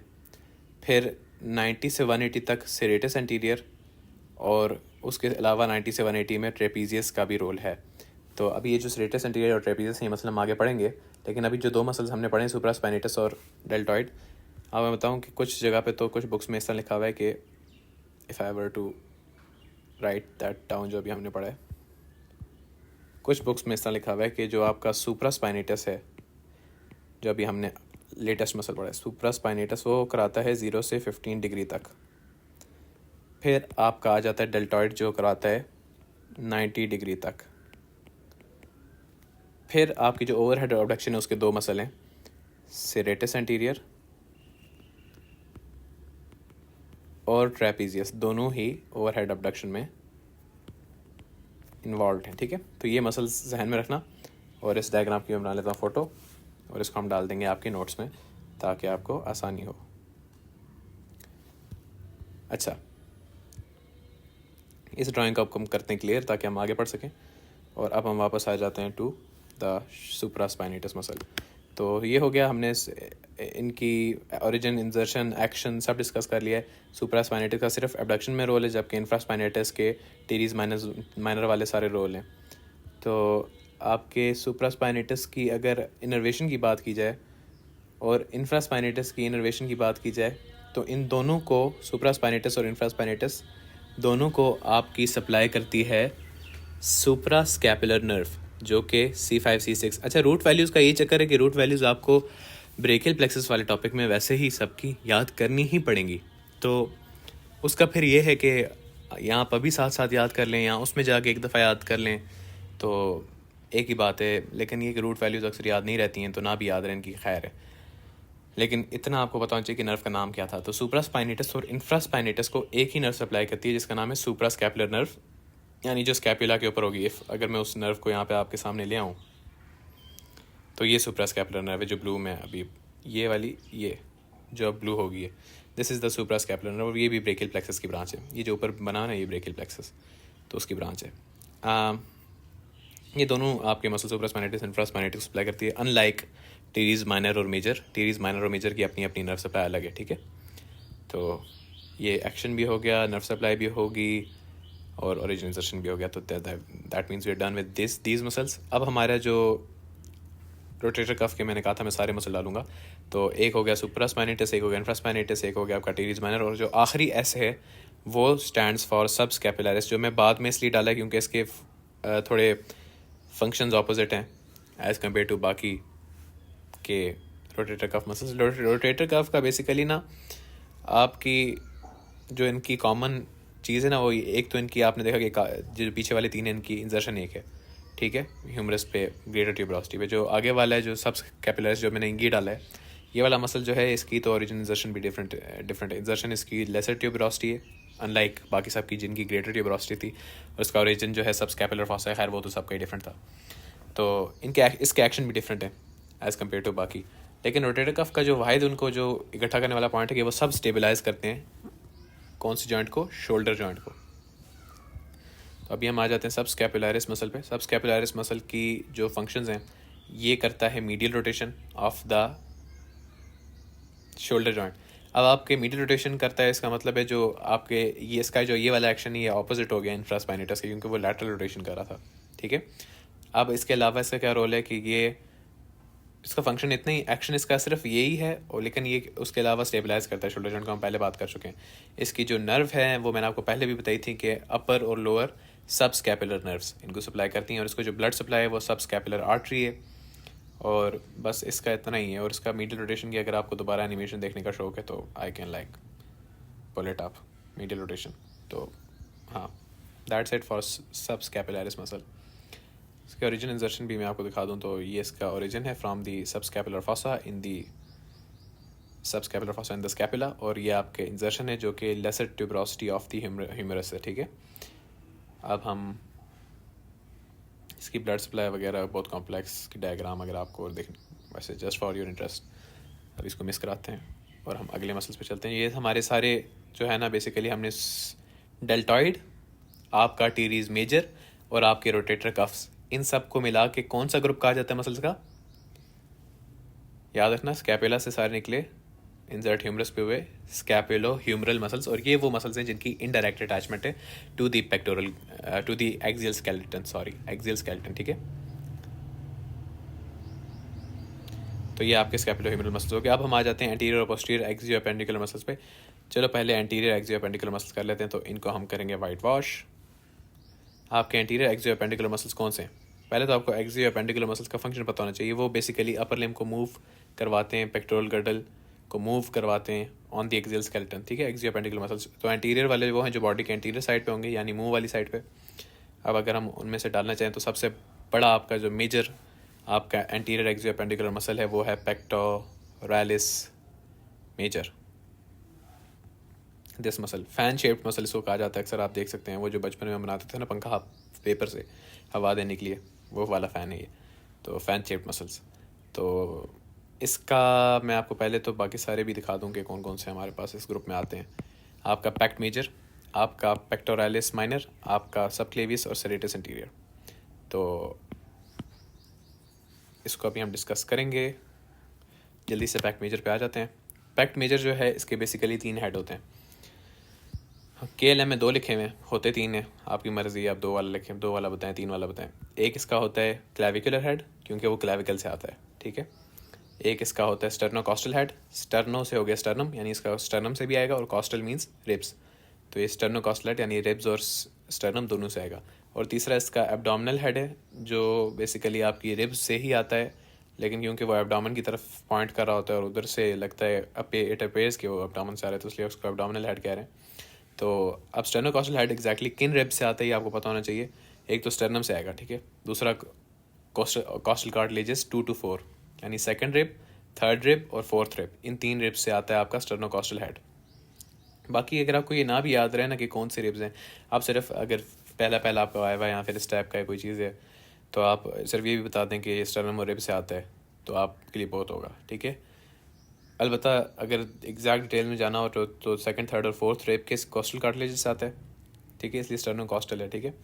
उसके बाद एब्डोमिनल जो है वो भी रिब से आता है, मैंने आपको बताया, और डिस्टल स्टर्नम। आपका इसमें जो एब्डोमिनल कंपोनेंट है ना, जो इस एब्डोमिनल हेड का है, वो है बेसिकली आपका जो ये फैशा लिखा हुआ है। If I were to show you, ये जो डिटेल्स मैं पढ़ के आपको बता रहा हूँ इन लार्जर उसमें, और हम उसको एनोटेट भी करें। आपका जो ओरिजिन है ना इसका, एक तो आपने पढ़ लिया कि डिस्टल स्टर्नम से, डिस्टल स्टर्नम तो एक बात होगी, ठीक है, आपकी डिस्टल स्टर्नम से इसका ओरिजिन है, वो तो एक बात होगी। लेकिन उसके बाद रिब्स कौन सी हैं? 5वीं और 6ठी, ठीक है। दूसरी, तीसरी, चौथी जो थी वो स्टर्नोकॉस्टल में हो गई थी, तो जो एब्डोमिनल हेड है उसमें 5वीं और 6ठी है। और जो आपका एक्सटर्नल ऑब्लिक फैशा बेसिकली एब्डोमिन का पार्ट है, जिससे ये ओरिजिन ले रहा है आपका एब्डोमिनल हेड, इस वजह से इसको एब्डोमिनल हेड कहा जाता है। वैसे ये आपकी बुक में नहीं लिखा हुआ है, तो उसको याद करने की कोई ज़रूरत नहीं है। अच्छा, इंजर्शन कहाँ पे आपके पैक्ट मेजर की? आपके पैक्ट मेजर की इंजर्शन अगर आपको याद हो तो मैंने आपको जब इंटरट्यूबरकुलर सर्कुलर अभी पीछे बताया था कि लेडी बिटवीन 2 मेजर्स। एक मेजर तो आपका था टीरीज मेजर, और दूसरा मेजर जो आपका है ना वो है pectoralis major. Pectoralis major, teres major का हमने पढ़ा था कि वो medial lip of intertubercular sulcus पे लगता है, तो ये जो आपका पैक्ट मेजर है ये lateral lip of intertubercular sulcus पे जाके इंसर्ट होता है, ठीक है। तो ये इसकी इंसर्शन है ऑन द ह्यूमरस के lateral lip of the intertubercular sulcus, और इसकी ओरिजिन हमने 3 पॉइंट से पढ़ लिए। एक हो गया middle half of the clavicle, एक हो गया स्टर्नम और उसके कॉस्टल कार्टिलेज 2, 3, 4, फिर एक हो गया रिब्स 5 और 6, distal sternum and the external oblique fascia. ये इसका ओरिजिन इंसर्शन है। अब पेक्टोरलिस मेजर को कौन सी नर्व सप्लाई करती हैं? तो पेक्टोरलिस मेजर का बहुत अच्छा काम है कि उसकी नर्व्स का नाम वही है जो उसके मसल का नाम है। Medial and lateral pectoral nerves supply करती हैं आपके पैक्ट मेजर को, ठीक है, medial and lateral pectoral nerves. उसके अलावा इसकी ब्लड सप्लाई थ्रेको एक्रोमियल ट्रंक से है, जो कि आपकी एक्सिलरी आर्टरी की ब्रांच है, ठीक है। ये मैंने आपको जैसे बताया, कुछ टीचर्स पूछ लेते हैं वाइवा में, तो पता होना चाहिए। उसके बाद आपका आ जाता है ओरिजिन इंजर्शन भी हो गया, नर्व सप्लाई भी होगी, ब्लड सप्लाई भी होगी। अब हम आ जाते हैं इसके एक्शंस पे। सबसे पहले तो इसका एक्शन जो है ना वो आपको जो अच्छा इसका एक्शन है वो है flexion of the shoulder joint. तो ये वाला, ये आपका पैक्ट मेजर का इसमें भी रोल है। तो again don't confuse flexion of the shoulder joint with flexion of the elbow joint. ये शोल्डर जॉइंट की फ्लेक्शन है, और जो जिसको हम बेसिकली कभी कभी कंफ्यूज करते हैं आर्म फ्लेक्शन के साथ, वो बेसिकली एल्बो जॉइंट की फ्लेक्शन होती है। असल आर्म फ्लेक्शन यही है जो मैं आपको दिखा रहा हूँ। अगर आपसे कोई टीचर कहता है डेमोन्स्ट्रेट आर्म फ्लेक्शन, तो ये वाली आपने करनी है। If you flex the elbow joint तो वो गलत हो जाएगा। एक तो हो गया इसका शोल्डर जॉइंट की फ्लेक्शन में रोल। दूसरा इसका रोल है जो आपका है ना, इसको पैक करें पहले से, इसको बात करें। इसमें आपका आ जाता है मीडियल रोटेशन। अब आप इसकी इंसर्शन अगर आप देखते हैं तो आपको ये आया हो जाता है कि जब ये कॉन्ट्रैक्ट करेगा आपका मसल, तो आर्म को मीडियली रोटेट करेगा, मीडियली इस तरह, ठीक है। ये मीडियल रोटेशन में भी आपके पैक्ट मेजर का रोल है। फिर आ जाता है आपके पैक्ट मेजर का जो रोल है एडक्शन में। मैंने एबडक्शन आपको बताया था कि away from the mid line ले जाना, एडक्शन हो गया टुवर्ड्स मिड लाइन लाना, तो वो भी आपके शोल्डर जॉइंट का रोल है। अब जिस तरह ये हॉरिजॉन्टल एडक्शन है और ये आपकी, एक मिनट, हमने हॉरिजॉन्टल एडक्शन की बात की ना, ये आपकी ये आपकी हॉरिजॉन्टल एडक्शन है। अब जिस तरह वो अवे फ्रॉम मिड लाइन था, अब उसको पैक्ट मेजर कॉन्ट्रैक्ट करके सेंटर यानी टुवर्ड्स मिड लाइन ला रहा है, तो ये आपकी हॉरिजॉन्टल एडक्शन होगी। उसके अलावा आपकी जो मैं देख रहा था, जो बेसिकली जो असल एडक्शन है ये है, ठीक है। असल एडक्शन ये भी पैक्ट मेजर करता है। तो ये आपको 3-4 बातें पैक्ट मेजर के एक्शन के बारे में पता चाहिए। हॉरिजॉन्टल एडक्शन, नॉर्मल एडक्शन कह लो, फिर आपकी flexion of the shoulder joint, medial rotation, ये सारे आपके पैक्ट मेजर के रोल्स हैं। आपका इम्पॉर्टेंट इसमें यही था। तो बाकी हमने इसकी नर्व्स वगैरह सब देख लिया। अब हम अगले मसल पे चलते हैं जो इसके नीचे। अब जो बाकी सारे एक्सियो एपेंडिकुलर मसल्स हैं वो इसके नीचे आते हैं। नीचे किस तरह आते हैं वो मैं आपको दिखाता हूँ।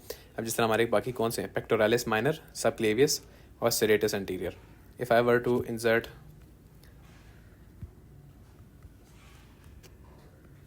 पेक्टोरालिस माइनर, अच्छा पैक्ट माइनर मैं कह रहा हूँ ना, वो पेक्टोरालिस के लिए शॉर्ट है, और सबक्लेवियस भी अगर मैं डाल दूँ, और मैं आपका सेरेटस एंटीरियर, सेरेटस एंटीरियर काफ़ी बड़ा फैन शेप्ड मसल, यानी उसकी बहुत रोलें हैं, लेकिन फिर भी मैं उसको डाल देता हूँ आपको समझाने के लिए। अच्छा, ये सारे मसल जो हैं ये आपके जो पैक्ट मेजर मसल है उसके नीचे हैं, इसलिए अभी कोई ख़ास पता नहीं लग रहा है। लेकिन once we dissect the pect major, let me take it off. ये हम पैक्ट मेजर को बारी बारी इसके तीनों हेड्स अगर मैं उतार दूँ, तो अब जो आपको मसल नज़र आ रहे हैं वो सारे आपके एंटीरियर एक्सियो एपेंडिकुलर मसल्स हैं बाकी के। ये आपका जो बिल्कुल लैटरल साइड पे ये जो डिजिट्स वाला मसल था जो अभी मैंने रिमूव किया, इसको वापस डालना है क्योंकि हमने अभी इसको पढ़ना है। ये आपका सेरेटस एंटीरियर है, ठीक है। फिर ये जो आपका मसल है ये आपका पेक्टोरालिस माइनर है, और ये जो आपका मसल ये आपका ये पेक्टोरालिस मेजर का ही हेड रह गया, पता नहीं क्यों, एक मिनट इसको हटा दें। ये आपका पेक्टोरालिस मेजर का क्लेविकुलर हेड था जो रह गया था, इसको अभी मिस कराएं। अब देखें, ये आपका पैक्ट माइनर है, ये ऊपर वाला जो बिल्कुल छोटा सा मसल क्लेविकल के नीचे, ये सब क्लेवियस है। सब क्लेवियस के नाम से ज़ाहिर है, सब क्लेवियस, क्लेविकल से क्लेवियस है, तो सब क्लेवियस क्लेविकल के नीचे, जो क्लेविकल के नीचे होगा सब क्लेवियस होगा। ये पैक्ट माइनर है आपका, और ये आपका सेरेटस एंटीरियर है। बारी बारी इन मसल्स को डिस्कस कर लेते हैं। सबसे पहले पैक्ट माइनर को डिस्कस कर लेते हैं। पैक्ट माइनर का जो आपने मेजर बात याद रखनी है कि इसकी जो नर्व सप्लाई है वो मीडियल पेक्टोरल नर्व है, वही वाली नर्व है जो बेसिकली आपके पैक्ट मेजर को सप्लाई करी थी। फ़र्क सिर्फ ये, पैक्ट मेजर को एक और नर्व सप्लाई करी थी, इसका नाम था लैटरल पेक्टोरल नर्व। इसलिए हमने कहा था वहाँ पे कि मीडियल और लैटरल दोनों पेक्टोरल नर्व्स को सप्लाई करती हैं, इसको सिर्फ मीडियल पेक्टोरल नर्व सप्लाई करती है। उसके बाद आप इसके ओरिजिन इंजर्शन की बात कर लें तो इसका जो ओरिजिन है वो रिब्स से है, और इसका इंजर्शन जो है वो स्कैपुला पे है। अब आपने देखना है कि रिब्स कौन सी हैं जिनसे पैक्ट माइनर का ओरिजिन हो रहा है। वो रिब्स हैं तीसरी, चौथी और पांचवी रिब, 3, 4, 5, ठीक है। जैसे 0, 3, 4, 5 है ना, टेलुनॉर का नंबर होता है 0, 3, 4, 5, इस तरह 3, 4, 5 पैक्ट माइनर का ओरिजिन है। जो पैक्ट माइनर की इंजर्शन है वो थोड़ी इंटरेस्टिंग है, वो कोराकॉइड प्रोसेस पे होती है ऑफ द स्कैपुला, ठीक है। अब ज़्यादातर जो मसल जो इंजर्ट होते हैं ना वो आपके कोराकॉइड प्रोसेस पे होते हैं। अभी हम आगे आर्म में भी पढ़ेंगे कि जो बाइसेप्स है उसका भी एक हेड जो है कोराकॉइड प्रोसेस पे होता है। तो कोराकॉइड प्रोसेस एग्जैक्टली कौन सा वाला है? आपके दो, मैंने आपको बताया था कि टोटल 3 होते हैं प्रोसेसेस। एक हो गया स्पाइन, एक हो गया आपका कोराकॉइड प्रोसेस, और एक हो गया आपका जो आपकी वो है एक्रोमियन। तो ये जो है, ये जो बिल्कुल बॉडी के पोस्टीरियर साइड पे होता है स्पाइन। फिर ये स्पाइन कंटिन्यू होती है एज द एक्रोमियन, और आगे की तरफ जो प्रोसेस निकला होता है, this is the coracoid process. Coracoid जो है ये कवा समझते हो ना, तो वो कवे की बीक की तरह इसकी शेप होती है, इसलिए इसको कोराकॉइड कहते हैं। एटिमोलॉजी में अगर जाए ना तो इसका नाम मतलब लिटरली क्रोज बीक लाइक, ठीक है, इस वजह से कोराकॉइड कहते हैं। एक्रोमियन लफ्ज़ का मतलब ही द हाईएस्ट पॉइंट है, क्योंकि एक्रोमियन प्रोसेस सबसे टॉलेस्ट होता है स्कैपुला के प्रोसेस में से, इसलिए इसको कहते हैं एक्रोमियन प्रोसेस। और स्पाइन तो आपको पता ही है, स्पाइन तो आपका जो पेक्टोरलिस माइनर है और जितने भी मसल जो इंजर्शंस हैं ना, वो ज़्यादातर होती हैं कोराकॉइड प्रोसेस से। आपको याद हो तो डेल्टॉइड का ओरिजिन था, लेकिन ओरिजिन आपका कहाँ से था? एक्रोमियन से। एक उसका एक्रोमियल हेड था ना, जो मिडिल हेड था, वो एक्रोमियन से ओरिजिन ले रहा था। इंजर्शन हमेशा आपकी कोराकॉइड प्रोसेस पे ही होती है ज़्यादातर मसल्स की, एक्सियोपेंडिकुलर जो हैं। अच्छा, ये इसकी ओरिजिन इंजर्शन नर्व सप्लाई होगी आपकी। फिर हम आ जाते हैं इसकी बेसिकली एक्शंस पे। पैक्ट माइनर की जो एक्शंस है वो बेसिकली स्कैपुला पैक्ट करता है और स्कैपुला को ही मेजर डील करता है, ठीक है। तो क्या क्या करता है स्कैपुला के साथ? अब देखें, अगर ये कॉन्ट्रैक्ट करे, जो ब्लू मसल अभी पैक्ट माइनर आपके सामने, ये अगर कॉन्ट्रैक्ट करेगा तो क्या होगा? स्कैपुला को नीचे खींचेगा, ठीक है, आपकी स्कैपुला को डिप्रेस करेगा, ठीक है। और या फिर ये हो सकता है अगर ये नीचे खींचे और स्कैपुला जितना नीचे आ सकता था आ गया है, उसके बाद क्या होगा कि रिब्स ऊपर जाएंगी। तो रिब्स को एलिवेट करने में और स्कैपुला को डिप्रेस करने में इसका रोल है। और याद रखना, जो भी मसल्स रिब के साथ अटैच होते हैं ना, अक्सर वो एक्सेसरी मसल्स ऑफ रेस्पिरेशन के तौर पे भी काउंट किए जाते हैं। तो ये ब्रीदिंग मूवमेंट्स में भी मदद करेगा, ठीक है, लेकिन कौन सी? Assisted breathing, not in normal breathing, ठीक है। तो वो आपका पैक्ट माइनर के रोल हो गए। ये तो पैक्ट माइनर के इतने ही फंक्शन है। अब हम इसको करते हैं टाटा बाय बाय। हमने इसके फंक्शन भी कर ली, ओरिजिन इंजर्शन भी कर ली, और हमने इसकी नर्व सप्लाई भी कर ली। अब हम आ जाते हैं अपने सब क्लेवियस पे। बेचारा मासूम सा छोटा सा मसल है ये सब क्लेवियस, और सब क्लेवियस का ओरिजिन इंजर्शन देख लिया जाए तो अभी देख लेते हैं। आपका जो ओरिजिन है वो हो रहा है फर्स्ट रिब और उसके कॉस्टल कार्टिलेज के जंक्शन से। ये आपके सामने फर्स्ट रिब है जो अभी ब्लू हो चुकी है, और ये आपका उसका कॉस्टल कार्टिलेज है जो ब्लू हो चुका है। इनके जंक्शन से ओरिजिन ले रहा है कौन? सब क्लेवियस। और इंजर्ट कहाँ पे हो रहा है? इंजर्ट ये सब क्लेविन ग्रूव पे होता है, जो कि स्कैपुला की अंडर, जो आपकी क्लेविकल के अंडर साइड पे।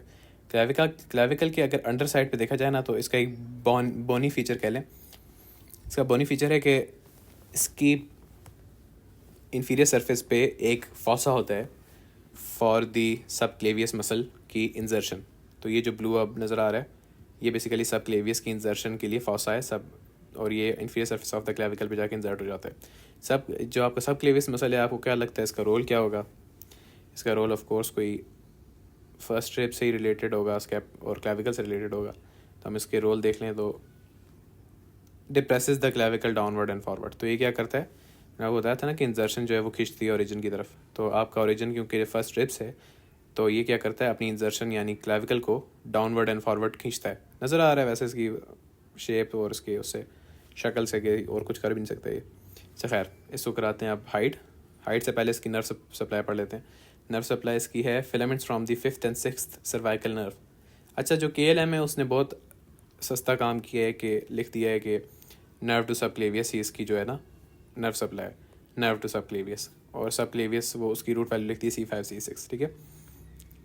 तो इतनी सी बात है इसकी। अब आप आ जाएं हमारा जो आखिरी मसल है सेरेटस एंटीरियर, जो इनमें सबसे इंपॉर्टेंट तो नहीं मैं कहूँगा सबसे चवल मसल है सब क्लेवियस। ये सब क्लेवियस हटे, सब क्लेवियस बेचारा चवल नहीं है, चवल ये सेरेटस एंटीरियर। अब आप इस मसल को देखें तो कोई वैसे कितना प्यारा मसल है इसको अगर देखा जाए। यूँ सी इस तरह इसकी ओरिजिन है। अब हम गिन लेते हैं कितनी रिब्स से इसकी ओरिजिन है। तो if I were to do this, थोड़ी सी क्रेजी थिंग, 1 2 3 4 5 6 7 8 9। तो यहाँ पे हमें नज़र आया कि 9 रिब्स से प्रोसेसेस निकल रहे हैं इसके, जिनको हम स्लिप्स कहते हैं, ठीक है, स्लिप्स ऑफ दी सबक्लेवियस। इनके स्लिप्स की बात की जाए तो 9 पहली 9 रिब्स से निकल रहे हैं, और फिर वो सारे स्लिप्स इकट्ठे हो रहे हैं और एक जगह पे जाके इंजर्ट हो रहे हैं, ठीक है। अब किस जगह पे जाके इंजर्ट हो रहे हैं वो हम देख लेते हैं। इसकी इंजर्शन जो है आपके पास स्कैपुला पे है, तो हम स्कैपुला को पहले आइसोलेट करते हैं और स्कैपुला पे देखते हैं जो सब क्लेव, ये आपका सेरेटस एंटीरियर इंजर्ट कहाँ पे होता है। ये ये सारे जो मसल्स हैं वो आके पहले तो आपने देखना है कि किस सरफेस पे इंसर्ट हो रहे हैं, एंटीरियर या पोस्टीरियर। देखें पोस्टीरियर सरफेस खाली है, सारे मसल के फाइबर्स जो आपके आके इंसर्ट हो रहे हैं वो एंटीरियर सरफेस या कॉस्टल सरफेस जिसको कहते हैं स्कैपुला की, वहाँ पे आके इंसर्ट हो रहे हैं। और उसके किस बॉर्डर पे, मीडियल या लेटरल? उसके मीडियल बॉर्डर पे इंसर्ट हो रहे हैं, मीडियल टुवर्ड्स मिड लाइन वाला बॉर्डर, ठीक है। लेटरल बॉर्डर पे तो नहीं हो रहे ना, मीडियल बॉर्डर पे जाके इंसर्ट हो रहे हैं, ख़त्म हो रहे हैं। तो इसकी इंसर्शन हो जाएगी along the medial border of the scapula on the costal surface of the scapula, ठीक है। ये सेरेटस एंटीरियर है। और इसका फिर जो अगर हम पिछला वाला व्यू देखें और इस पे से मैं अपनी ये रंग बिरंगे जो मैंने ड्राइंग बनाई है इसको मैं इरेज कर दूँ, तो आपको नज़र आएगा कि ओरिजिन इंसर्शन हमने बात कर ली है। इसका एक्शन अब हम देख लेते हैं। इसका एक्शन जो है, सबसे पहला जो इसका एक्शन है वो डिप्रेशन ऑफ स्कैपुला में। ज़ाहिर है उसका आप इंसर्शन देखते हैं तो आपको अंदाज़ा हो जाता है कि इसने क्या करना है। स्कैपुला की डिप्रेशन में इसका रोल है। उसके बाद जो मेन सेरेटस एंटीरियर ना, आपने इसको याद रखना है कि इसको कहा जाता है बॉक्सर्स मसल। अब वो इम्पॉर्टेंट है कि इसको बॉक्सर्स मसल क्योंकि कहा जाता है। आपकी मूवमेंट्स हैं, दो मूवमेंट्स हैं जो जिनका मैं नाम यहाँ पे लिख रहा हूँ। एक है प्रोट्रैक्शन ऑफ स्कैपुला, दूसरा है रिट्रैक्शन ऑफ स्कैपुला। अच्छा, प्रोट्रैक्शन का क्या मतलब है, रिट्रैक्शन का क्या मतलब है? पहले तो आपने याद रखना ना, प्रोट्रैक्शन, जो प्रो होता है ना वो हमेशा आगे बढ़ता है, क्वाइट लिटरली। तो प्रोट्रैक्शन का मतलब है कि स्कैपुला आगे की तरफ बढ़ेगी, और रिट्रैक्शन का मतलब है स्कैपुला पीछे की तरफ चलेगी। तो आगे पीछे किस तरह चलेगी स्कैपुला? स्कैपुला तो लाइक पीछे, लाइक क्या ही चलेगी। अब अगर मैं उसकी सेरेटस एंटीरियर का फंक्शन आपको दिखाने के लिए दिखाऊं तो ये आपके सामने हो रही है protraction of scapula. Look how the scapula goes forward. और ये मोशन कब की जाती है? जब you have to punch someone in the face, या फिर जहाँ पे भी वैसे। लेकिन ये देखें, इफ़ यू वांट, अगर आपने आर्म को आगे बढ़ाना है किसी को मुक्का मारने के लिए या कोई चीज़ पकड़ने के लिए, तो आपको अपना हाथ बाजू आगे ले जाना है। तो क्योंकि बाजू आपको पीछे स्कैपुला के साथ अटैच्ड है, तो आपको स्कैपुला को भी स्लाइडिंग मोशन से आगे की तरफ लाना पड़ेगा। तो ये जो स्लाइडिंग मोशन है जिसमें स्कैपुला आगे की तरफ आ रहा है, इसको कहते हैं स्कैपुला की प्रोट्रैक्शन। और इसी को एबडक्शन भी कहा जाता है, क्योंकि अगर आप पीछे से देखें तो ये away from midline movement हो रही है। If I were to draw the midline here for you like this, और हम इसको, उप्स ये तो बहुत आगे draw, if I look, let me correct my mistake. हम बेसिकली क्या करना चाहते हैं, हम इसकी ड्रॉ करना चाहते हैं मिड लाइन, तो वो रिब्स के अंदर से पास करेगी। पर्पल कलर की मिड लाइन में अगर ड्रॉ करूँ, हाँ अब ये आपकी मिड लाइन है ऑफ योर बॉडी। अब जो आपकी स्कैपुला है, देखो जब उसका डिस्टेंस यहाँ से अगर आप देखें तो उसका डिस्टेंस अगर बढ़ेगा तो आपका स्कैपुला जो है वो बाहर की तरफ जा रही है। और जो चीज़ मिड लाइन से अवे जाती है उसको हम बोलते हैं एबडक्शन।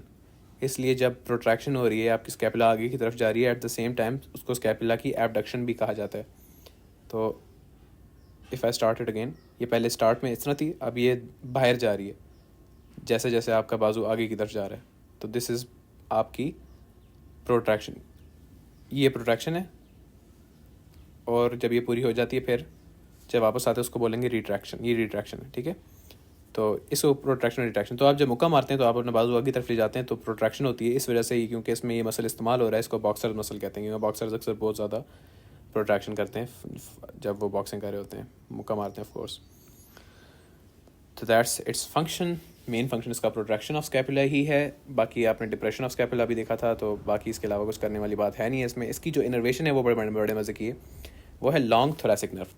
अच्छा, the interesting thing with axioappendicular muscles जो हैं उनकी ये कि उनकी नर्व्स डिफरेंट नामों की हैं। जब आप बाजू या फिर उसमें चले जाते हैं फोर आर्म में, तो वहाँ पे आपके पास एक ही नर्व होती है जो 14-15 मसल को सप्लाई कर रही है, तो आपके लिए आसानी हो जाती है। यहाँ पे आपको नाम याद रखने पड़ते हैं। अभी आपने याद इस तरह रखना है इसको कि जो आपकी लॉन्ग थोरैसिक नर्व्स को क्यों कह रहे हैं, पहली बात तो ये थोरैसिक रीजन में आपका मसल है, ठीक है। दूसरी बात आप देखो, ये पहली रिब से शुरू हो रहा है और 9वीं रिब तक जा रहा है, ठीक है। 9वीं रिब बहुत ज़्यादा हो गया, यानी ऊपर से वो सप्लाई करना शुरू करेगी और इतनी लंबी होनी चाहिए उसको कि वो फर्स्ट लेके 9th रिब तक आए। तो इसलिए हम उसको कहते हैं लॉन्ग थोरैसिक नर्व। और एक इसकी सेरेटस एंटीरियर की एक और नर्व है जिसका इसी तरह का नाम है, उसको कहते हैं थोरैको डॉर्सल नर्व। लेकिन आपने याद रखना है थ्रेकोडॉर्सल नर्व एंटीरियर के मसल को तो नहीं सप्लाई कर सकती ना, क्योंकि उसके तो नाम में ही डॉर्सल है। डॉर्सल का मतलब होता है पोस्टीरियर, तो वो पीछे की किसी मसल को सप्लाई करेगी, और वो सप्लाई भी जिस मसल को करती है उसके नाम में भी डॉर्सल आता है, लेटिसिमस डॉर्साई। ठीक है, तो थोरैकोडॉर्सल नर्व सप्लाइज द लेटिसिमस डॉर्साई, जहाँ पे आपकी जो लॉन्ग थोरैसिक नर्व है वो सप्लाई करती है सेरेटस एंटीरियर को। If I were to like show you the long thoracic nerve, तो ये जो नर्व है ना, जो ब्लू में जो ब्लू हो रही है और फिर येलो हो रही है, फिर ब्लू हो रही है, अभी तो ब्लू है, अब येलो, अब दोबारा ब्लू। ठीक है, ये नर्व है आपकी लॉन्ग थोरैसिक नर्व, और ये भी आपके ब्रेकियल प्लेक्सस की ब्रांच है। तो that's it for serratus anterior. अब हमने सारे आपके जो एक्सियो एपेंडिकुलर मसल्स हैं वो पूरे कर लिए हैं, और इसमें ये लिखा हुआ है कि एक्सटर्नल सर्फ जो KLM है आपकी, के external surfaces of the lateral parts of first to eighth rib लिखा हुआ है। ठीक है, अब उस मॉडल में 9th हैं, 9 हैं, और उसकी डिस्क्रिप्शन में भी 9 ही लिखी हुई हैं। लेकिन अगर आप ज़्यादा मार्क्स चाहते हैं ऑफ कोर्स आप 8th रिब तक लिखेंगे, क्योंकि आपने इसके हिसाब से ही पेपर देना है। तो फर्स्ट टू 8th रिब की एक्सटर्नल सर्फेस के लेटरल पार्ट। ठीक है, एक तो जब मैंने स्टार्ट किया था ना ये ओरिजिन दर्शन याद करना, मुझे बहुत कन्फ्यूजन होती थी कि एक तो एक्सटर्नल सर्फेस लिखा, ठीक है, फिर आपने लिखा लेटरल पार्ट, फिर आपने लिखा फर्स्ट टू 8th रिब। यार जब सिंपल सी बात है, इतने से काम हो रहा था कि आप लिख देते कि उसकी origin first to 8th rib से है। ठीक है, बाकी हम बाद में आराम से कर लेते, लेकिन आपने सब कुछ पहले ही इतना ज़्यादा डाल दिया। मैं इसको अरेज कर देता था कि पहले थोड़ा सा तो याद हो कि चलो फर्स्ट टू 8th रिब है, फिर आहिस्ता आहिस्ता जब हौसला हुआ तो मैं ये भी डाल लूँगा कि एक्सटर्नल सर्फेस है, फिर जब ज़्यादा हौसला हुआ तो मैं लैटरल पार्ट भी डालूंगा। लेकिन अभी पहले एक चीज़ याद नहीं हो रही, और मैं इतनी बकवास याद नहीं करता, इसलिए मैंने सिर्फ फर्स्ट टू 8th रिब। इसलिए मैंने अपनी बुक में ना जगह जगह चीज़ें काटी है। जिस पैक्ट मेजर है, इसे क्लेविकल हेड का लिखा हुआ है, anterior surface of the medial half of clavicle. सबसे पहले जब मैंने पहली दफ़ा याद किया था तो मैंने इस सब बकवास को काट दिया। मैंने कहा था क्लेविकल हेड किधर से निकलेगा, क्लेविकल, सिंपल सी बात है।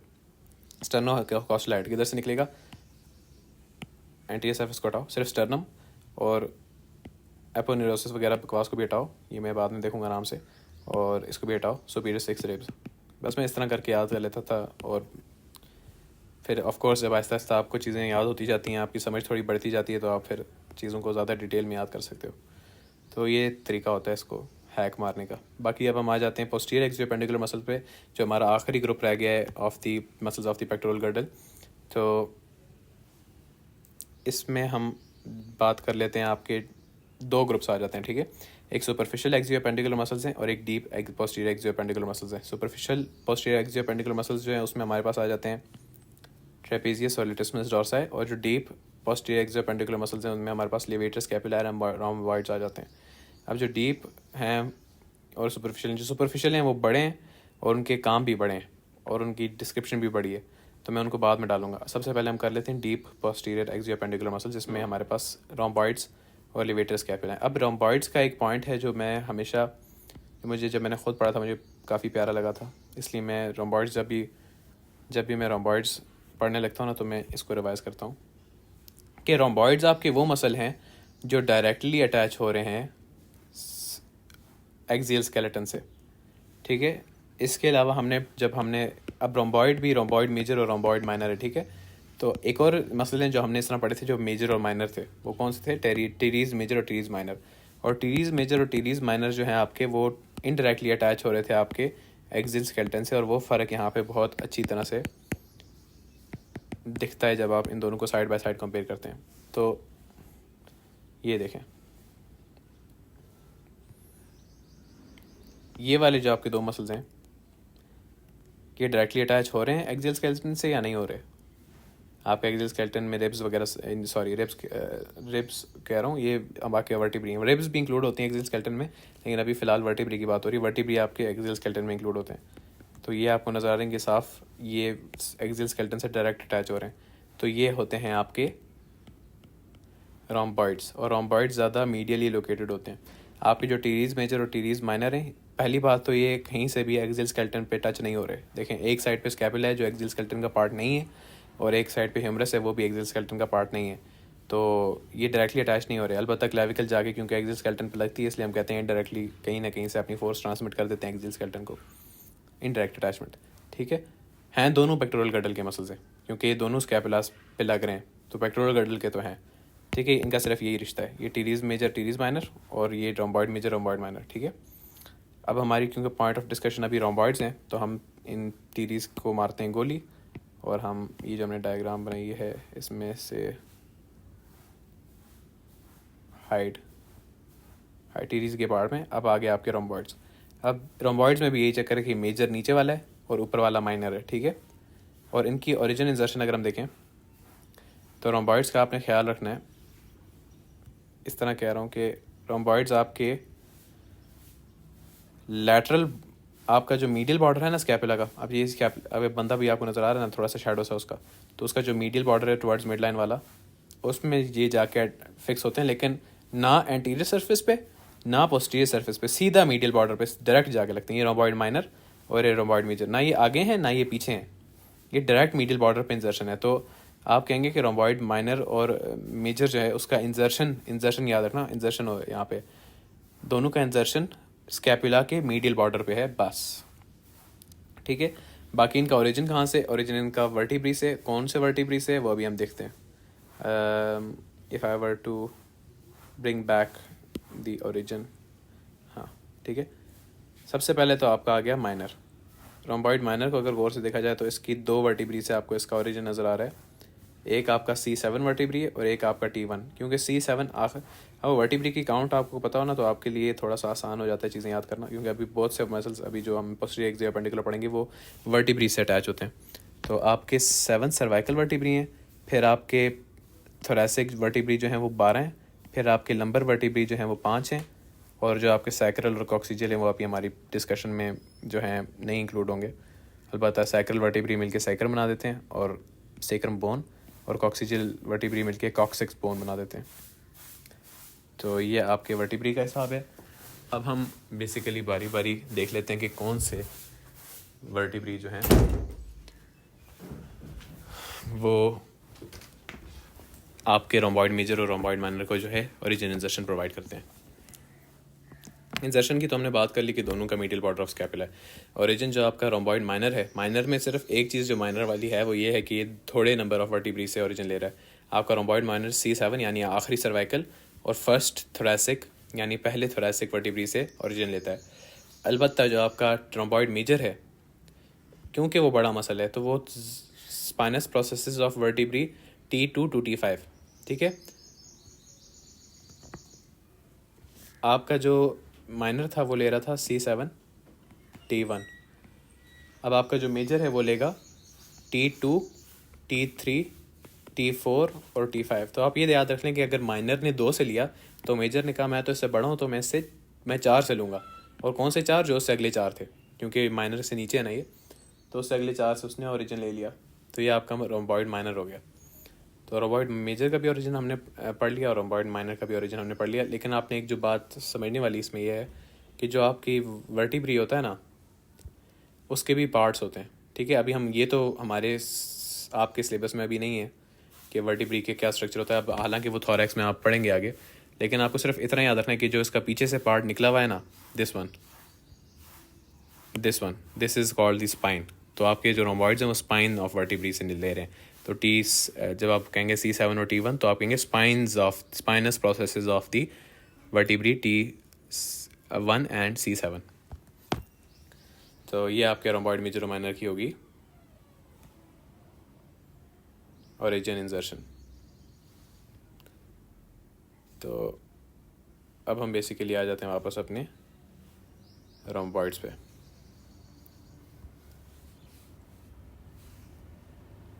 इनके एक्शन देख लेते हैं। एक्शन इनकी जो है ना वो हैं आपके पास नज़र क्या आ रहा है कि ये क्या करेंगे, क्या ही एक्सपेक्ट कर सकते हैं आप इनकी लोकेशन से और इनकी ओरिजिनाइजेशन से। जब ये कॉन्ट्रैक्ट करेगा तो ये क्या करेगा, तो रोम्बॉइड एक इनके फंक्शन तो मुझे लगता है कि एक ही जैसे होंगे। तो एक तो ये एडक्शन कर रहे हैं ऑफ द स्कैपुला, जब ये कॉन्ट्रैक्ट करेंगे तो स्कैपुला की एडक्शन करेंगे। मैंने आपको बताया था जब स्कैपुला की एडक्शन होगी तो मैंने आपको बताया था, बेसिकली ये बताया था मैंने आपको इससे पहले कि प्रोट्रैक्शन जब होती है, जब आप मुक्का मारते हैं तो स्कैपुला ना सिर्फ जब आगे जाती है, ना सिर्फ वो आगे जाती है बल्कि वो मिड लाइन से अवे भी जाती है, यानी वो एबडक्शन भी होती है, एबडक्शन। ठीक है, अब इसका ऑपोजिट है एडक्शन। तो जब ये एडक्शन करेंगे स्कैपुला की, जब ये कॉन्ट्रैक्ट करेंगे टुवर्ड्स मिड लाइन खींचेंगे स्कैपुला को, तो ना सिर्फ स्कैपुला मिड लाइन की तरफ आएगी बल्कि वो पीछे भी आएगी, और स्कैपुला के पीछे आने को हम क्या कहते हैं, रिट्रैक्शन। तो retraction is basically scapular adduction, ठीक है, एडक्शन, क्योंकि मिड लाइन की तरफ वो ऐड हो रहा है। तो एडक्शन किस तरह होगी ये देख लें, this is moving towards the mid line. अच्छा, ये इन्होंने बड़ा सा जो मसल इसके ऊपर रख दिया ना, डायमंड शेप्ड सा मसल, ये आपका ट्रैपीजियस है। ट्रैपीजियस क्योंकि असिस्ट करता है इनको एडक्शन करने में या रिट्रैक्शन करने में। रिट्रैक्शन किस तरह, आप देखो ये ह्यूमरस पीछे की तरफ ला रहा है, स्कैपुला खुद भी पीछे की तरफ आ रही है, इसलिए इसको रिट्रैक्शन भी कहते हैं। उसके अलावा मिड लाइन की तरफ जा रही है, इसलिए इसको एडक्शन कहते हैं। तो ये बेसिकली ट्रैपीजियस क्योंकि असिस्ट करता है, तो उन्होंने इसको शो किया है इसके ऊपर। इसको हाइड ही कर दूँ मैं, हाँ, अब हमें हमारे प्यारे मसल शो हो रहे हैं। ये आपके रोम्बॉइड्स कॉन्ट्रैक्ट कर रहे हैं और एडक्शन कर रहे हैं स्कैपुला की। तो ये रोम्बॉइड्स का फंक्शन हो गया। एक फंक्शन आपने याद रख लिया, एक आपने इनका ओरिजिनल इंजर्शन याद रख लिया। अब आप इनकी इनर्वेशन याद रख लें कि डॉर्सल स्कैपुलर नर्व ना सिर्फ टीरीज मेजर बल्कि टीरीज कह रहा हूँ, रोम्बॉइड मेजर और रोम्बॉइड माइनर दोनों को जो नर्व सप्लाई करती है वो डॉर्सल स्कैपुलर नर्व है। अब डॉर्सल स्कैपुलर नर्व को आप उसके नाम से देख लें, स्कैपुला है, back side of the body यानी डॉर्सम ऑफ द बॉडी है, तो डॉर्सल स्कैपुलर नर्व, ठीक है। और वहाँ पे कौन से मसल हैं, रोम्बॉइड मेजर, रोम्बॉइड माइनर, और दोनों को डॉर्सल स्कैपुलर नर्व सप्लाई करती है। इनोवेशन भी होगी, एक्शन भी हो गया, और आपका सब कुछ हमने जो रोम्बॉइड्स के मुतालिक था वो पूरा कर लिया। अब हमारा एक छोटा सा मसल रह गया है जो है आपका लिवेटर स्कैपुला। लिवेटर स्कैपुला का नाम इतना मजे का है कि एक इससे आपको दो चीज़ें पता चल जाती हैं। एक तो ये कि स्कैपुला पे इसकी कोई इंजर्शन या ओरिजिन होगा, दूसरी चीज़ ये कि ये एलिवेट करेगा स्कैपुला को, एलिवेट ऊपर की तरफ खींचेगा। तो ये आपका जो मसल जो अभी मैंने डाला है एक साइड का अगर मैं दिखाऊं, तो ये आपका मसल है लिवेटर स्कैपुला, ठीक है। लिवेटर स्कैपुला आपका ओरिजिनेट कहाँ से कर रहा है और इंसर्ट कहाँ पे कर रहा है। इंसर्ट तो आपको नज़र आ रहा है कि सुपीरियर बॉर्डर वाली साइड पे है, लेकिन एग्जैक्टली कहाँ पे कर रहा है वो हम देख लेते हैं। ये आपकी स्कैपुला आ गई, और एक मिनट, ये आपकी ये तो नहीं है भाई, तू तो नहीं है, हाँ, ये लिवेटर स्कैपुला आपका basically superior border of the scapula पे कर रहा है, ठीक है। और सुपीरियर बॉर्डर पे भी कौन से पार्ट में, on the medial part of the superior border of the scapula. तो अब इसके अगर मैं डिस्क्रिप्शन भी पढ़ूँ आपके लिए, तो इंजर्शन इसकी superior part of the medial border of scapula लिखा हुआ है इन्होंने। तो हाँ, कह सकते हैं, अगर फॉर एग्जांपल मैंने जो आपको अभी बताया था 2 मिनट पहले, मैंने आपको बताया था कि वो है सुपीरियर बॉर्डर के मीडियल पार्ट पे, ठीक है। इन्होंने उसी का ऑपोजिट तो नहीं, वही चीज़ लिखी है कि मीडियल बॉर्डर के सुपीरियर पार्ट पे। तो मीडियल बॉर्डर का सुपीरियर पार्ट के या सुपीरियर बॉर्डर का मीडियल पार्ट के, एक ही बात, तकरीबन वो जगह एक ही बन जाती है कि ये जो एंगल है आपका जिसको हम कहते हैं सुपीरियर एंगल, वहाँ से इसकी इंजर्शन, वहाँ पे इसकी इंजर्शन है, ठीक है। इसका ओरिजिन कहाँ से, इसका ओरिजिन थोड़ा इंटरेस्टिंग है। इसका ओरिजिन आपके वर्टिब्री से है, सबसे ऊपर वाले वर्टिब्री से। कौन से होते हैं सबसे ऊपर वाले, सर्वाइकल वर्टिब्री। और सर्वाइकल वर्टिब्री कौन से वालों से, C1 से लेके C4 यानी पहले चार से इसका ओरिजिन है। लेकिन पहले 4 वर्टिब्री का कौन सा पार्ट, क्योंकि मैंने बताया ना कि वर्टिब्री के भी पार्ट्स होते हैं। सबसे पहले हमने डिस्कस किया था अभी 2 मिनट पहले, मैंने आपको बताया था कि एक वर्टिब्री अगर हम लें तो उसका ये जो पीछे से निकला होता है इसको हम बोलते हैं स्पाइनस प्रोसेस। लेकिन वर्टिब्री के साइड से जो चीज़ें निकली होती हैं ना, अगर मैं आपको थोड़ा बेशकल सा वर्टिब्री है, थोड़ा अगर मैं आपको प्यारा वाला वर्टिब्री दिखाऊँ ना, थोरैसिक वर्टिब्री जो अभी आप पढ़ेंगे वो थोड़ा क्लियर होता है पढ़ने में, इसलिए पढ़ते भी पहले उसको। तो इसमें एक तो है जो पीछे से निकल रहा है, इसको हम बोलते हैं spinous process. This one is known as the spinous process, ठीक है। लेकिन ये जो इसके कान निकले हुए हैं ना, ये कान जो साइड जोन से निकले हुए हैं, इनको हम ट्रांसवर्स प्रोसेस कहते हैं, क्योंकि ट्रांसवर्स प्लेन में फैल रहा है ना, तो ट्रांसवर्स प्रोसेसेस। तो आपका जो लिवेटर स्कैपुलाई है, जो मसल अभी मैं देख रहा हूँ, ये C1 से C4 से निकलता है, लेकिन C1 से C4 वर्टिब्री के स्पाइनस प्रोसेस से नहीं, उनके ट्रांसवर्स प्रोसेस से। तो ये इसका ओरिजिन हो गया। इंजर्शन हमने डिस्कस कर लिए, फंक्शन इसका एलिवेशन ऑफ द स्कैपुला है, इस तरह से ये स्कैपुला की एलिवेशन हो रही है, जिसमें ये बंदा इसको असिस्ट कर रहा है, ट्रेपीजियस। इसको हाइड करते हैं 2 मिनट के लिए, तो आपको नज़र आ जाएगा कि हमारा जो माशाल्लाह सा मसल है वो क्या कर रहा है। तो ये इसका फंक्शन हो गया। तो सब कुछ हमने डिस्कस कर लिया है, इसको कराते हैं हम ख़त्म। तो ये हमने बेसिकली बात कर ली डीप पोस्टीरियर एक्सियोपेंडिकुलर मसल्स की, और अब हम इनके सुपरफिशियल जो इनको बेसिकली जो इनको कवर करते हैं उन मसल्स पे आ जाते हैं। उनको सुपरफिशियल क्यों कहा जाता है, आपको एक बहुत अच्छा मौका है वो दिखाने के लिए कि ये अगर डीप हैं तो जो सुपरफिशियल होंगे ना उनको ढांप लेंगे। तो हम सुपरफिशियल 2 मसल्स का नाम लिखा हुआ था सुपरफिशियल उसमें। अच्छा एक मिनट, हमने इसकी मेरे ख्याल से नर्व सप्लाई डिस्कस नहीं की। लिवेटर स्कैपुलाई की नर्व सप्लाई जो है ना वो डॉर्सल स्कैपुलर नर्व है, वही नर्व जो बेसिकली आपको सप्लाई कर रही है रोम्बॉइड मेजर रोम्बॉइड माइनर को, ठीक है। तो that is a great thing कि हमें एक और नर्व का नाम याद नहीं करना पड़ेगा। लेकिन खैर ट्रेपीजियस, अगर मैं आपको बताऊं कि ये आपका मैं ट्रेपीजियस डाल दिया लेफ्ट साइड पे, देखा आपने एकदम से उसने सारे मसल्स को ढांप लिया, इसलिए उसको इस मसल को हम कहते हैं सुपरफिशियल पोस्टीरियर एक्सियोपेंडिकुलर मसल। और दूसरा जो आपका मसल है वो है आपका लेटिसिमस डॉर्सा है। तो आपको अगर ये भूल जाए कि कौन सा ऊपर है, ट्रेपीजियस ऊपर है या लेटिसिमस डॉर्सा ऊपर है, तो ये याद रखना कि हम लेटते हमेशा लेटिसिमस पे हैं, ठीक है। लेटते हम लेट इसमस डॉर्साई पे हैं। तो लेटते हम नीचे वाले क्योंकि मसल पे हैं बैक पे, तो वो लेटिसिमस डॉर्सा है, ठीक है। लेटिसिमस डॉर्सा नीचे वाला और ट्रेपीजियस ऊपर वाला, ठीक है। अब इनको हम क्यों पढ़ रहे हैं बेसिकली अपर लिम के साथ, क्योंकि इनका जो ओरिजिन या फिर इनका इंजर्शन जो है ना बेसिकली वो अपर लिम की बोन्स पे, जिस तरह स्कैपुला पे है या फिर ह्यूमरस पे है, इसलिए हम इसको अपर लिम के साथ पढ़ते हैं। तो सबसे पहले हम एक शेर पे हाथ डालते हैं, एक शेर हम पकड़ लेते हैं कोई इनमें से, क्योंकि दोनों बहुत बड़े और इंपॉर्टेंट मसल्स हैं। तो हम सबसे पहले लेटिसिमस डॉर्साई कर लेते हैं। चलो, लेटिसिमस डॉर्साई की जब हम ओरिजिन इंजर्शन की बात करते हैं, इंजर्शन तो आपको अगर याद हो the lady between two measures, वो यही लेडी थी जो 2 मेजर्स के दरमियान में है। तो ये इसकी इंजर्शन जो है ना, इंजर्शन इसका बहुत सिंपल और छोटा सा है।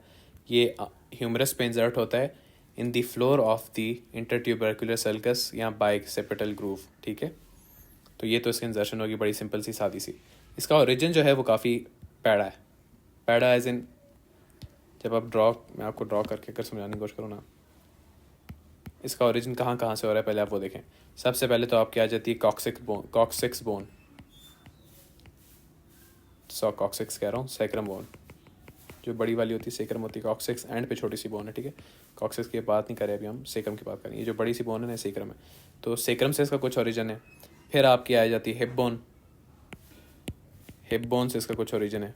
अब ये दोनों बोन्स जो हैं आपने नहीं पढ़ी हुई अपर लिम में, तो इसलिए अपर लिम में जब आप ये मसल पढ़ते हैं तो आप थोड़ा सा मसला होता है इसके ओरिजिन याद करते हुए। फिर उसके बाद इसमें आ जाते हैं ढेर सारे वर्टिब्री का वही स्पाइनस प्रोसेस, लेकिन कौन से वर्टिब्री हैं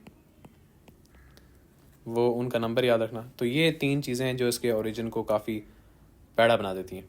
लेकिन अगर आप इतना भी बता दें कि इसका ओरिजिन वर्टिब्री से है, सेक्रम से है और हिप बोन से है, तो कोई एग्जामिनर आप पे गुस्सा नहीं होगा, क्योंकि that's like expected from a first year student के उसको इतना ही पता होगा। तो अगर आप ज़्यादा बता देते हैं तो अच्छी बात है। अब हिप बोन अगर आपने पढ़ी है तो आपको पता होगा कि इसमें जो, अब मैं बारी बारी सबको एक्सप्लेन करता हूँ। जो आपकी हिप बोन है, इसके पार्ट्स जब आते हैं आप, तो इसको आपको पता होगा कि अभी हम बाकी कुछ नहीं डिस्कस करेंगे। जो इसके ऊपर वाला हिस्सा है, ठीक है, ऊपर वाला पार्ट जो आपका बेसिकली, अगर मैं ड्रॉ करके बताना चाहूँ, ये वाला, इसको मैं 1 मिनट येलो से नहीं करता, इसको मैं रेड से करता हूँ। ये जो आपका पार्ट है, इसको मैंने अभी रेड किया है, ये बेसिकली आपका हो जाएगा आइलिक क्रेस्ट कहते हैं इसको, आइलिक क्रेस्ट। जिसने हिप बोन नहीं पढ़ी हुई अभी वो उसके बारे में टेंशन ना ले, वो सिर्फ इतना लिखा है कि हिप बोन से ओरिजिन होता है। लेकिन जिसने पढ़ी हुई है उसको ये पता होगा कि आइलिक क्रेस्ट है। तो आइलिक क्रेस्ट के किस हिस्से से आपका ओरिजिन हो रहा है आपके लेटिसिमस डॉर्साई का? आइलिक क्रेस्ट के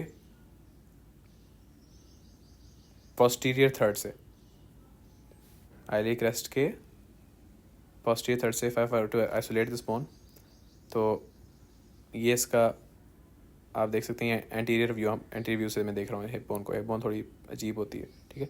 एंटीरियर व्यू ये इसका, लेकिन जब आप इसके पोस्टीरियर साइड पे जाएंगे ना, पोस्टीरियर साइड, वहाँ से ओरिजिन हो रहा है आपके लेटिसिमस डॉर्साई का, जो अभी मैंने लगा दिया इसके ऊपर, ठीक है। ये आपका लेटिसिमस डॉर्साई का ओरिजिन जो हिप बोन से हो रहा है वो उसका ये वाला पार्ट है जो आइलिक क्रेस्ट के पोस्टीरियर थर्ड से हो रहा है, ठीक है। उसके बाद अगर हम बात करें सेक्रम बेस का ओरिजिन कहाँ से हो रहा है, तो सेक्रम में इसका कहा जाता है कि जो आपका सेक्रम पे कमान कहाँ पे, ये लेटिसिमस डॉर्सा है। तो सेक्रम में कोई एग्जैक्ट पॉइंट तो नहीं, क्योंकि सेक्रम बोन हमने पढ़ी भी नहीं है, ना मुझे आती है ना आपको आती है, तो सिर्फ इतना याद रखो कि सेक्रम पे बस सेक्रम से ये हो रहा है, ठीक है। तो आपकी हिप बोन में आइली क्रेस्ट के पोस्टीरियर थर्ड से, सेक्रम से, और वर्टिब्री कौन से इन्वॉल्व हैं, वर्टिब्री का आपने बस इतना याद रखना है कि हो इसका ओरिजिन स्पाइनस प्रोसेस से रहा है, लेकिन किन किन स्पाइनस प्रोसेस से इनका हो रहा है बेसिकली। अगर मैं ड्रॉ करके लिख दूँ यहाँ पे वर्टिब्री का नंबर,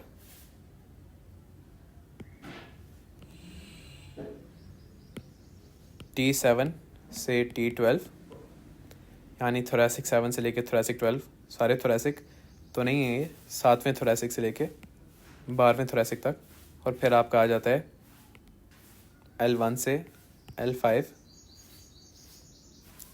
और फिर बेसिकली सेक्रल भी तो वर्टिब्री होता है ना, तो आप ये कह सकते हैं ना कि सेक्रम भी वर्टिब्री वाली लाइन में।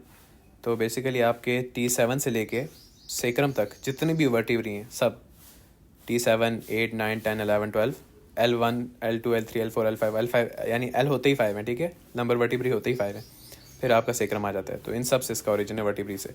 तो ये इसका लंबा चौड़ा ओरिजिन हमने याद कर लिया है कि इसका ओरिजिन बेसिकली 3 जगह से है, और वो 3 जगहें कौन कौन सी हैं। हिप बोन में आइलियक क्रेस्ट का पोस्टीरियर पार्ट, वर्टिब्री में T7 से लेके सेक्रम तक जितने भी वर्टिब्री हैं वो सब, फिर आपका सेक्रम तो इसी में गिन लिया हमने, और आपके इसका इंजर्शन कहाँ पे, इंटरट्यूबरकुलर सर्कस के फ्लोर पे। तो ये आपका ओरिजिन इंजर्शन ऑफ दी लेटिस्मस डॉर्सा हमने काफ़ी बखूबी तरीके से पढ़ लिया है। इसकी इनर्वेशन लेटिस्मस डॉर्सा की मैं आपको पहले ही बता चुका हूँ जब मैं सेरेटस एंटीरियर की बता रहा था, कि एक नर्व होती है थोरैको डॉर्सल नर्व, थोरैको डॉर्सल नर्व। ये सारी ब्रांचेस ऑफ ब्रेकियल प्लेक्सस में आपने पढ़नी है, तो यहाँ पे पढ़ के काफ़ी आसानी हो जाएगी आपको जब वहाँ पे नए नए नाम नहीं लगेंगे। थोरैको डॉर्सल नर्व बेसिकली लेटिस्मस डॉर्सा को सप्लाई करती है। तो इसका ओरिजिन, इंजर्शन, इनर्वेशन हमने सब पढ़ ली। अब बच गए तो बच गए इसके एक्शन। ऐसे जो आर्टरीज को सप्लाई करी उसका नाम भी थोरैको dorsal artery, just throwing it in, कि अगर कोई पूछ लेता है तो आपको नाम याद रहे कि जो उसकी नर्व का नाम था वही इसकी आर्टरी का नाम है। तो बाकी आपका आ जाता है, फिर आ जाता है आपका क्या कहते हैं, थोरैको जो आपका लेटिस्मस डॉर्सा है ना, उसका आ जाता है एक्शन। एक्शन की बात की जाए तो इसमें 3-4 एक्शन है। सबसे पहले तो ये पीछे की तरफ है और ये इंसर्ट हो रहा है आपकी ह्यूमरस पे, तो जब ये कॉन्ट्रैक्ट करेगा तो ये आर्म को पीछे की तरफ खींचेगा, और जब आर्म आपका पीछे की तरफ आता है तो हम उसको एक्सटेंशन कहते हैं। तो let's go, there you go with the extension. ये आपकी एक्सटेंशन हो रही है शोल्डर जॉइंट पे, और याद रखना कौन सा जॉइंट है, शोल्डर जॉइंट है, और ये आर्म की एक्सटेंशन होती है। आर्म की एक्सटेंशन मैं बार बार 1000 बार बता चुका हूँ इस वीडियो में कि वो नहीं होती जो एल्बो जॉइंट पे होती है, ये आर्म की एक्सटेंशन होती है, ठीक है। उसके बाद इसके अलावा जो इसका फंक्शन है वो है आपका शोल्डर की एडक्शन।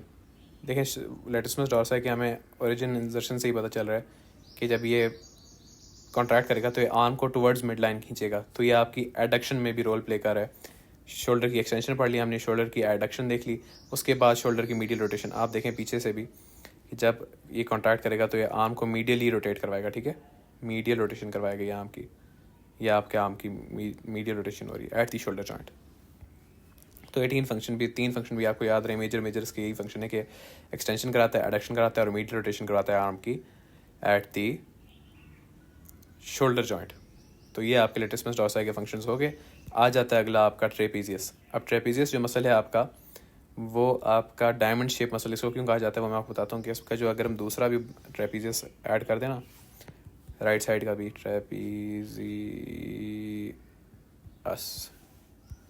राइट साइड का, तो आप देखें एक डायमंड की तरह लग रहा है, तो इस वजह से इसको डायमंड शेप मसल कहा जाता है।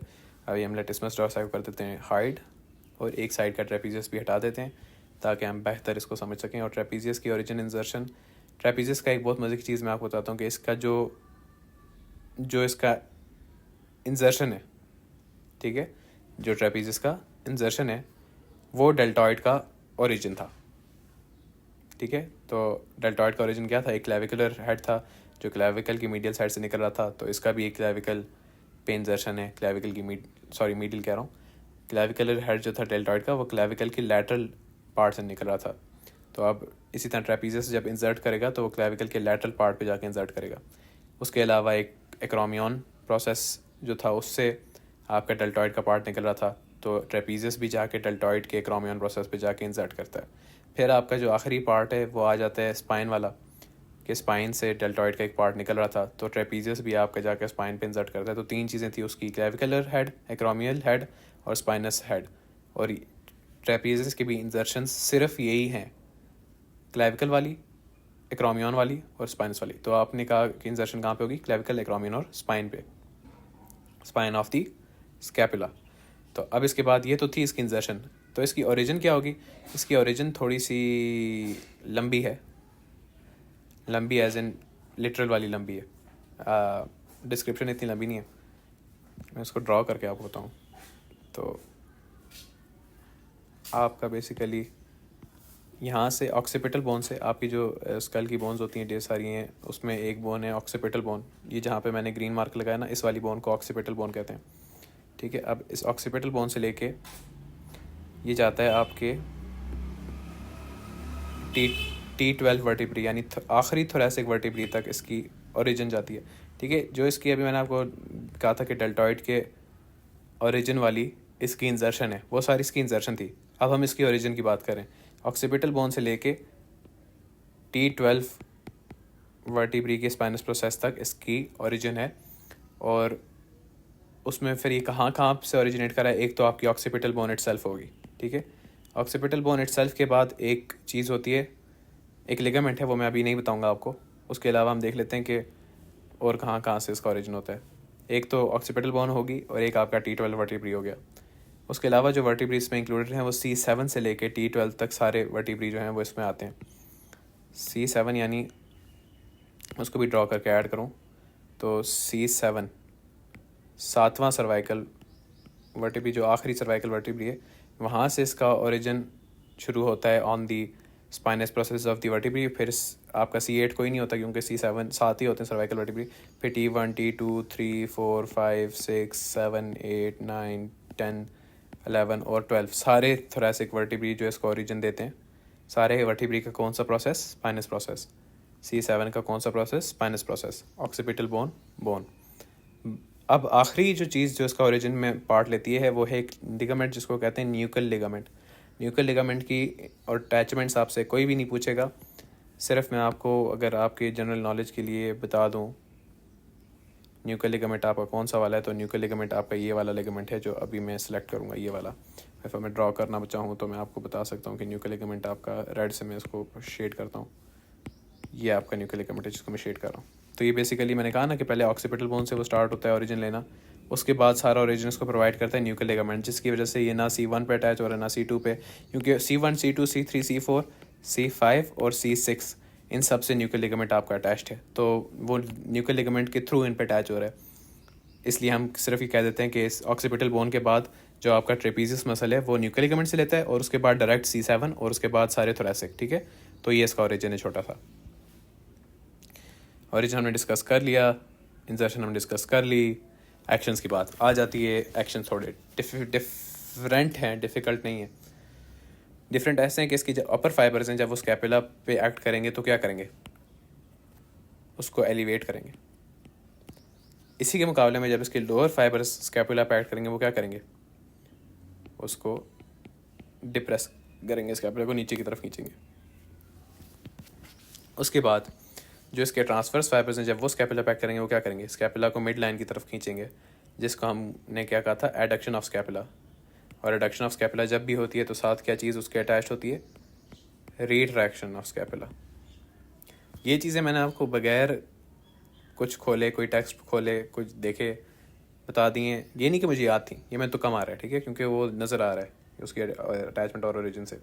तो उसके अलावा जो ये ट्रेपीजियस, क्योंकि आपका बेसिकली जो इसके जॉइंट्स जिनके क्रॉस ही एक्ट करता है वो आपके कौन से जॉइंट्स हैं, आपके नेक के जॉइंट्स हैं। तो ऑफ कोर्स ये नेक के भी कुछ काम कराएगा, तो ये नेक की एक्सटेंशन कराता है, ठीक है, एक्सटेंशन ऑफ द नेक। अभी हम देखते हैं क्या होता है, बल्कि पहले देख लेते हैं क्या होता है। ये आपकी नेक की एक्सटेंशन है। एक्सटेंशन मैंने आपको कहा था ना कि एंगल इंक्रीज़ होता है, तो जिस जॉइंट के अक्रॉस वो एक्ट कर रहा होता है। तो यहाँ पे जो हमारा जॉइंट होता है ना, बेसिकली वो मैंने पढ़ा हुआ नहीं है, लेकिन वो एटलस और एक्सिस जो आपकी बोन्स वर्टिब्री होते हैं ना, उसके दरमियान में और आपके ऑक्सीपिटल बोन के दरमियान में होता है। तो वो जॉइंट जब अब जिस तरह आपकी नेक पीछे की तरफ मूव कर रही है ना, तो एंगल आपका कुछ इस तरह बनता है। तो ये एंगल इंक्रीज़ कर रहा है, ठीक है। तो जब ये एंगल इंक्रीज़ करता है उसको एक्सटेंशन कहते हैं। तो ये आपके नेक की हो रही थी एक्सटेंशन, ये आपके नेक की है एक्सटेंशन, ठीक है। और नेक की एक्सटेंशन कौन करा रहा है? ट्रेपीजियस के अपर फाइबर्स। अच्छा, उसके अलावा नेक की लैटरल फ्लेक्शन, इस तरह जब आप सारे हिलाते हैं तभी आप ट्रेपीजियस यूज़ करते हैं। जब हम वाइवा में कुछ समझ नहीं आ रहा होता ना, हम इस तरह सारे हिलाते हैं, तो वो भी बेसिकली आपका ट्रेपीजियस ही चल रहा होता है। तो इसके अलावा आपके स्कैपुला की एलिवेशन, उसके अलावा आपके स्कैपुला की डिप्रेशन, उसके अलावा आपके स्कैपुला की एडक्शन, जिसको मैंने रिट्रैक्शन भी कहा था, ये सब कुछ आपका ट्रेपीजियस करा रहा है, ठीक है। अच्छा खासा बड़ा मसल है तो ज़ाहिर उसके इतने तो फंक्शन बनते ही हैं। तो उसके अलावा ना भी आप कुछ याद हो तो खैर, ठीक है, इतना बहुत है। अच्छा, इसको जो नर्व सप्लाई है वो कौन सी नर्व है, वो अभी हम देखते हैं कौन सी नर्व है, लेकिन बाकी सब कुछ हमने डिस्कस कर लिया, तो और कुछ डिस्कस करने के लिए बचता नहीं है सवाए इसकी नर्व सप्लाई के। तो ट्रेपीजियस की नर्व सप्लाई आपके पास स्पाइनल एक्सेसरी नर्व है, जो मैंने कहा ना, ये लेक्चर मैंने एक दफ़ा पहले दिया हुआ है, और तब मैं माइक्रोफोन ऑन करना भूल गया था और वो सब अच्छा पैक हो गया। तो स्पाइनल एक्सेसरी नर्व का मैंने आपको ये नाम याद कराने के लिए लिखा था कि GTA सैन एंड्रियास खेली हुई है ना, बस San Andreas, SAN, spinal accessory nerve, जिसको हम 11th क्रेनियल नर्व कहते हैं, वो इसकी नर्व सप्लाई, ठीक है। और ये इसको मोटर फाइबर्स देती है। इसके अलावा C3 और C4 स्पाइनल नर्व याद रहे या ना याद रहे, नीचे वाली खैर है, ऊपर वाला याद होना चाहिए कि इसकी जो मोटर सप्लाई है वो बेसिकली कहाँ से आ रही है। तो ये हमारा सारे एक्सियोपेंडिकुलर मसल्स, एंटीरियर, पोस्टीरियर और स्कैपुलो-ह्यूमरल मसल्स हमने डिस्कस कर लिए हैं। ये बेसिकली इसका पहला पार्ट था of the muscles having indirect attachment to the axial skeleton. उसके अलावा भी बहुत से जो आपके हैं ना एक्सियोपेंडिकुलर मसल्स, ये एक और तरह से भी क्वेश्चन में आते हैं, आपसे पूछा जाता है muscles of the anterior and posterior axillary wall. अब जो एक्सिला और ब्रेकियल प्लेक्स और ये सारे स्ट्रक्चर्स, इनका लेक्चर बाद में होगा, लेकिन इन जनरल मैं आपको सिर्फ बता रहा हूँ कि एक्सिला की एंटीरियर वॉल में 2 मसल्स आते हैं, पेक्टोरालिस मेजर और पेक्टोरालिस माइनर, जिनकी हमने सब कुछ ऑलरेडी डिस्कस कर लिया, ठीक है। तो आपको जब आएगा कि वो मसल्स बताएं जो एंटीरियर एक्सिलरी वॉल बना रहे हैं और उनका एक्शन, नर्व सप्लाई वगैरह सब कुछ इन ओरिजिन इंजर्शन बताएं, तो आपने पेक्टोरालिस मेजर और पेक्टोरालिस माइनर को लिखना है। अगर पोस्टीरियर वॉल ऑफ एक्सिला की बात की जाती है तो उस पर आपके पास सब स्कैपुलैरिस मसल है मेनली, उसके बाद टीरीज मेजर और लेटिसमस डॉर्सा भी कुछ हद तक। तो इन तीनों मसल्स का आपको ओरिजिन, इंजर्शन और नर्व सप्लाई और एक्शन लिखना होगा अगर वो पूछते हैं पोस्टीरियर वॉल ऑफ एक्सिला का, ठीक है। फिर आपके रोटेटर कफ मसल्स का इंपॉर्टेंट क्वेश्चन है कि रोटेटर कफ मसल्स कौन से हैं, तो वो 4 आपके जो रोटेटर कफ मसल, उनका ओरिजिन, इंजर्शन, नर्व सप्लाई और एक्शन में हम सब डिस्कस कर चुके हैं अच्छी तरह से, तो वो आपको पता होना चाहिए। फिर आपके एबडक्टर्स और एडडक्टर्स ऑफ आर्म। एबडक्टर्स मैंने आपको वो डायग्राम जो हमने बनाई थी आप हम यहाँ पे डाल देते हैं, और ये नोट्स आपको प्रोवाइड हो जाएंगे। 1 मिनट, ये वाली डायग्राम अगर आपको याद हो, अभी हमने 2 मिनट पहले बनाई थी। तो ये जो मसल्स करवाते हैं मैंने लिखे हुए सुप्रा स्पाइनेटस 15 डिग्री तक, फिर डेल्टॉइड और फिर सेरेटस एंटीरियर ट्रेपेजियस। तो ये आपके एबडक्टर्स हो गए। और एडक्शन में हमने बारी बारी मसल में पढ़ा है कि पेक्टोरल्स मेजर, लेटिसमस डॉर्सा करता है, ये बाइसेप्स ब्रेकिया है और ये आर्म के मसल्स हैं, हम अब आगे पढ़ेंगे। उसके अलावा medial rotators and lateral rotators अक्सर पूछ लेते हैं। अच्छा, मसल्स जब भी पूछते हैं ना वो इसी तरह पूछते हैं, medial rotator, lateral rotator, abductors, adductors, flexors, extensors, ठीक है। कभी इस तरह नहीं पूछते कि आर्म के सारे मसल्स बता दें। तो मीडियल रोटेशन वाले मसल्स आपको मैंने इसमें जो मेजर आपको याद होना चाहिए वो ये होने चाहिए। मैंने आपको बताया था कि टीरीज मेजर और टीरीज माइनर का ऑपोजिट फंक्शन होता है। इसी तरह एंटीरियर फाइबर ऑफ डेल्टॉइड और पोस्टीरियर फाइबर ऑफ डेल्टॉइड का हमने डिस्कस किया था कि ऑपोजिट फंक्शन होता है। तो ये तो आपको लाजमी याद होने ही चाहिए। फिर साथ अगर अच्छी तरह से याद कर लें तो अच्छी बात है, नहीं करते तो भी खैर है, 2 तो भी बता दिया आपको, अच्छे खासे नंबर मिल जाएंगे। तो उसके बाद आ जाते हैं हमारे पास muscles forming the boundary of the triangle of auscultation. अच्छा, ट्रायंगल ऑफ ऑस्कल्टेशन क्या है, ये हम स्पेशल स्ट्रक्चर वाली वीडियो में डिटेल में डिस्कस करेंगे। बस आपको इतना याद रखना है कि आपकी बैक पे एक जगह होती है जहाँ पे मसल नहीं होते हैं, उस जगह पे पहले जो आपके डॉक्टर्स थे वो स्टेथोस्कोप रख के ऑस्कल्टेट करते थे लंग्स, जो आपके ना लंग्स, उनसे ब्रीदिंग साउंड्स को ऑस्कल्टेट करते थे ताकि पता लगे कि निमोनिया, अस्थमा वगैरह तो नहीं है, ठीक है। तो ट्रायंगल ऑफ ऑस्कल्टेशन उस जगह को कहते हैं जहाँ पे कोई मसल एग्जिस्ट नहीं करता, लेकिन जो मसल इसकी बाउंड्रीज बना रहे हैं वो दो मसल्स आपसे अक्सर एग्जाम में इस तरह पूछा जाता है कि muscles forming the boundary of the triangle of auscultation, उनकी ओरिजिन, इंसर्शन, नर्व सप्लाई और एक्शन बताएं। तो उसमें 2 मसल जो इंक्लूड होते हैं वो मैं आपको मॉडल पे दिखा देता हूँ। एक तो आपका यही वाला मसल है जो अभी सामने लगा हुआ है, क्या नाम है इसका, मसल का नाम तो मुझे याद है, इस ऐप के ऑप्शंस का नाम मैं देख रहा था। मसल का नाम है ट्रेपीजियस। एक ट्रेपीजियस होता है आपके बैक पे, और एक दूसरा जो बड़ा मसल आपको कवर दे रहा होता है वो आपका लेटिसमस डॉर्सा है। अगर मैं दोनों को डाल दूं लैटिसिमस डॉर्स है, ठीक है। अब आपको नज़र आएगा सिर्फ एक छोटा सा ट्रायंगुलर गैप जिस पे कोई मसल नहीं है। ये आगे भी जो रम्बॉइड मेजर है ये भी कोई थोड़ा सा ही कवर कर रहा है, बीच में खाली जगह है आपके पास, और आगे सिर्फ लंग्स पड़े हुए होंगे आपके, अगर आपके पास एक पूरा इंसान होता, ठीक है। इसमें हमारे सिर्फ हड्डियाँ और वो है ना। तो मैं आपको ड्रॉ करके बता दूँ इसकी बाउंड्रीज पूछते हैं वो। एक बाउंड्री तो आपको नज़र आ रही है जो मैं रेड से बना रहा हूँ, या इसको रेड क्योंकि मसल ऑलरेडी है तो हम इसको येलो से बनाते हैं। ये बाउंड्री आपकी स्कैपुला बना रहा है। ये कौन सी बाउंड्री है? ये लैटरल बाउंड्री है आपकी ट्रायंगल ऑफ ऑस्कल्टेशन की, जो कि स्कैपुला का कौन सा बॉर्डर है? स्कैपुला का मीडियल बॉर्डर बना रहा है, ठीक है। आपको ना भी याद हो आप सिर्फ कहते हैं स्कैपुला बनाता है उसकी लैटरल बाउंड्री। फिर आ जाती है आपकी मीडियल बाउंड्री। मीडियल बाउंड्री कौन सा मसल है जो ऊपर है? ट्रेपीजियस, वो उसकी मीडियल बाउंड्री बना रहा है। Lateral boundary scapula, medial boundary trapezius, और उसकी जो इन्फीरियर बाउंड्री वो आपके पास बना रहा है लैटिसिमस डॉर्स है। तो जो मसल्स इसमें इन्वॉल्व हैं वो आपके पास लैटिसिमस डॉर्स है और ट्रेपीजियस हैं। तो वो आपसे पूछते हैं तो आपने लाजमी इनका ओरिजिन, इंजर्शन, नर्व सप्लाई और एक्शन लिख के आ जाना है, तो आपका काम हो जाएगा। तो ये इसी के साथ हमारे जो कितने हमने ग्रुप्स कवर कर लिए, 5 ग्रुप्स कवर कर लिए। टोटल ग्रुप्स कितने हैं? 13। तो इन मसल्स में क्योंकि ये अच्छे खासे डिटेल्ड मसल्स हैं, एक्सियो एपेंडिकुलर मसल्स, तो मैं इस वीडियो को यहीं पे एंड करूँगा। और जो आपके आगे के सारे मसल्स, आर्म के मसल्स, फोर आर्म के मसल और हैंड, वो हम इसके सेकंड पार्ट में डिस्कस करेंगे।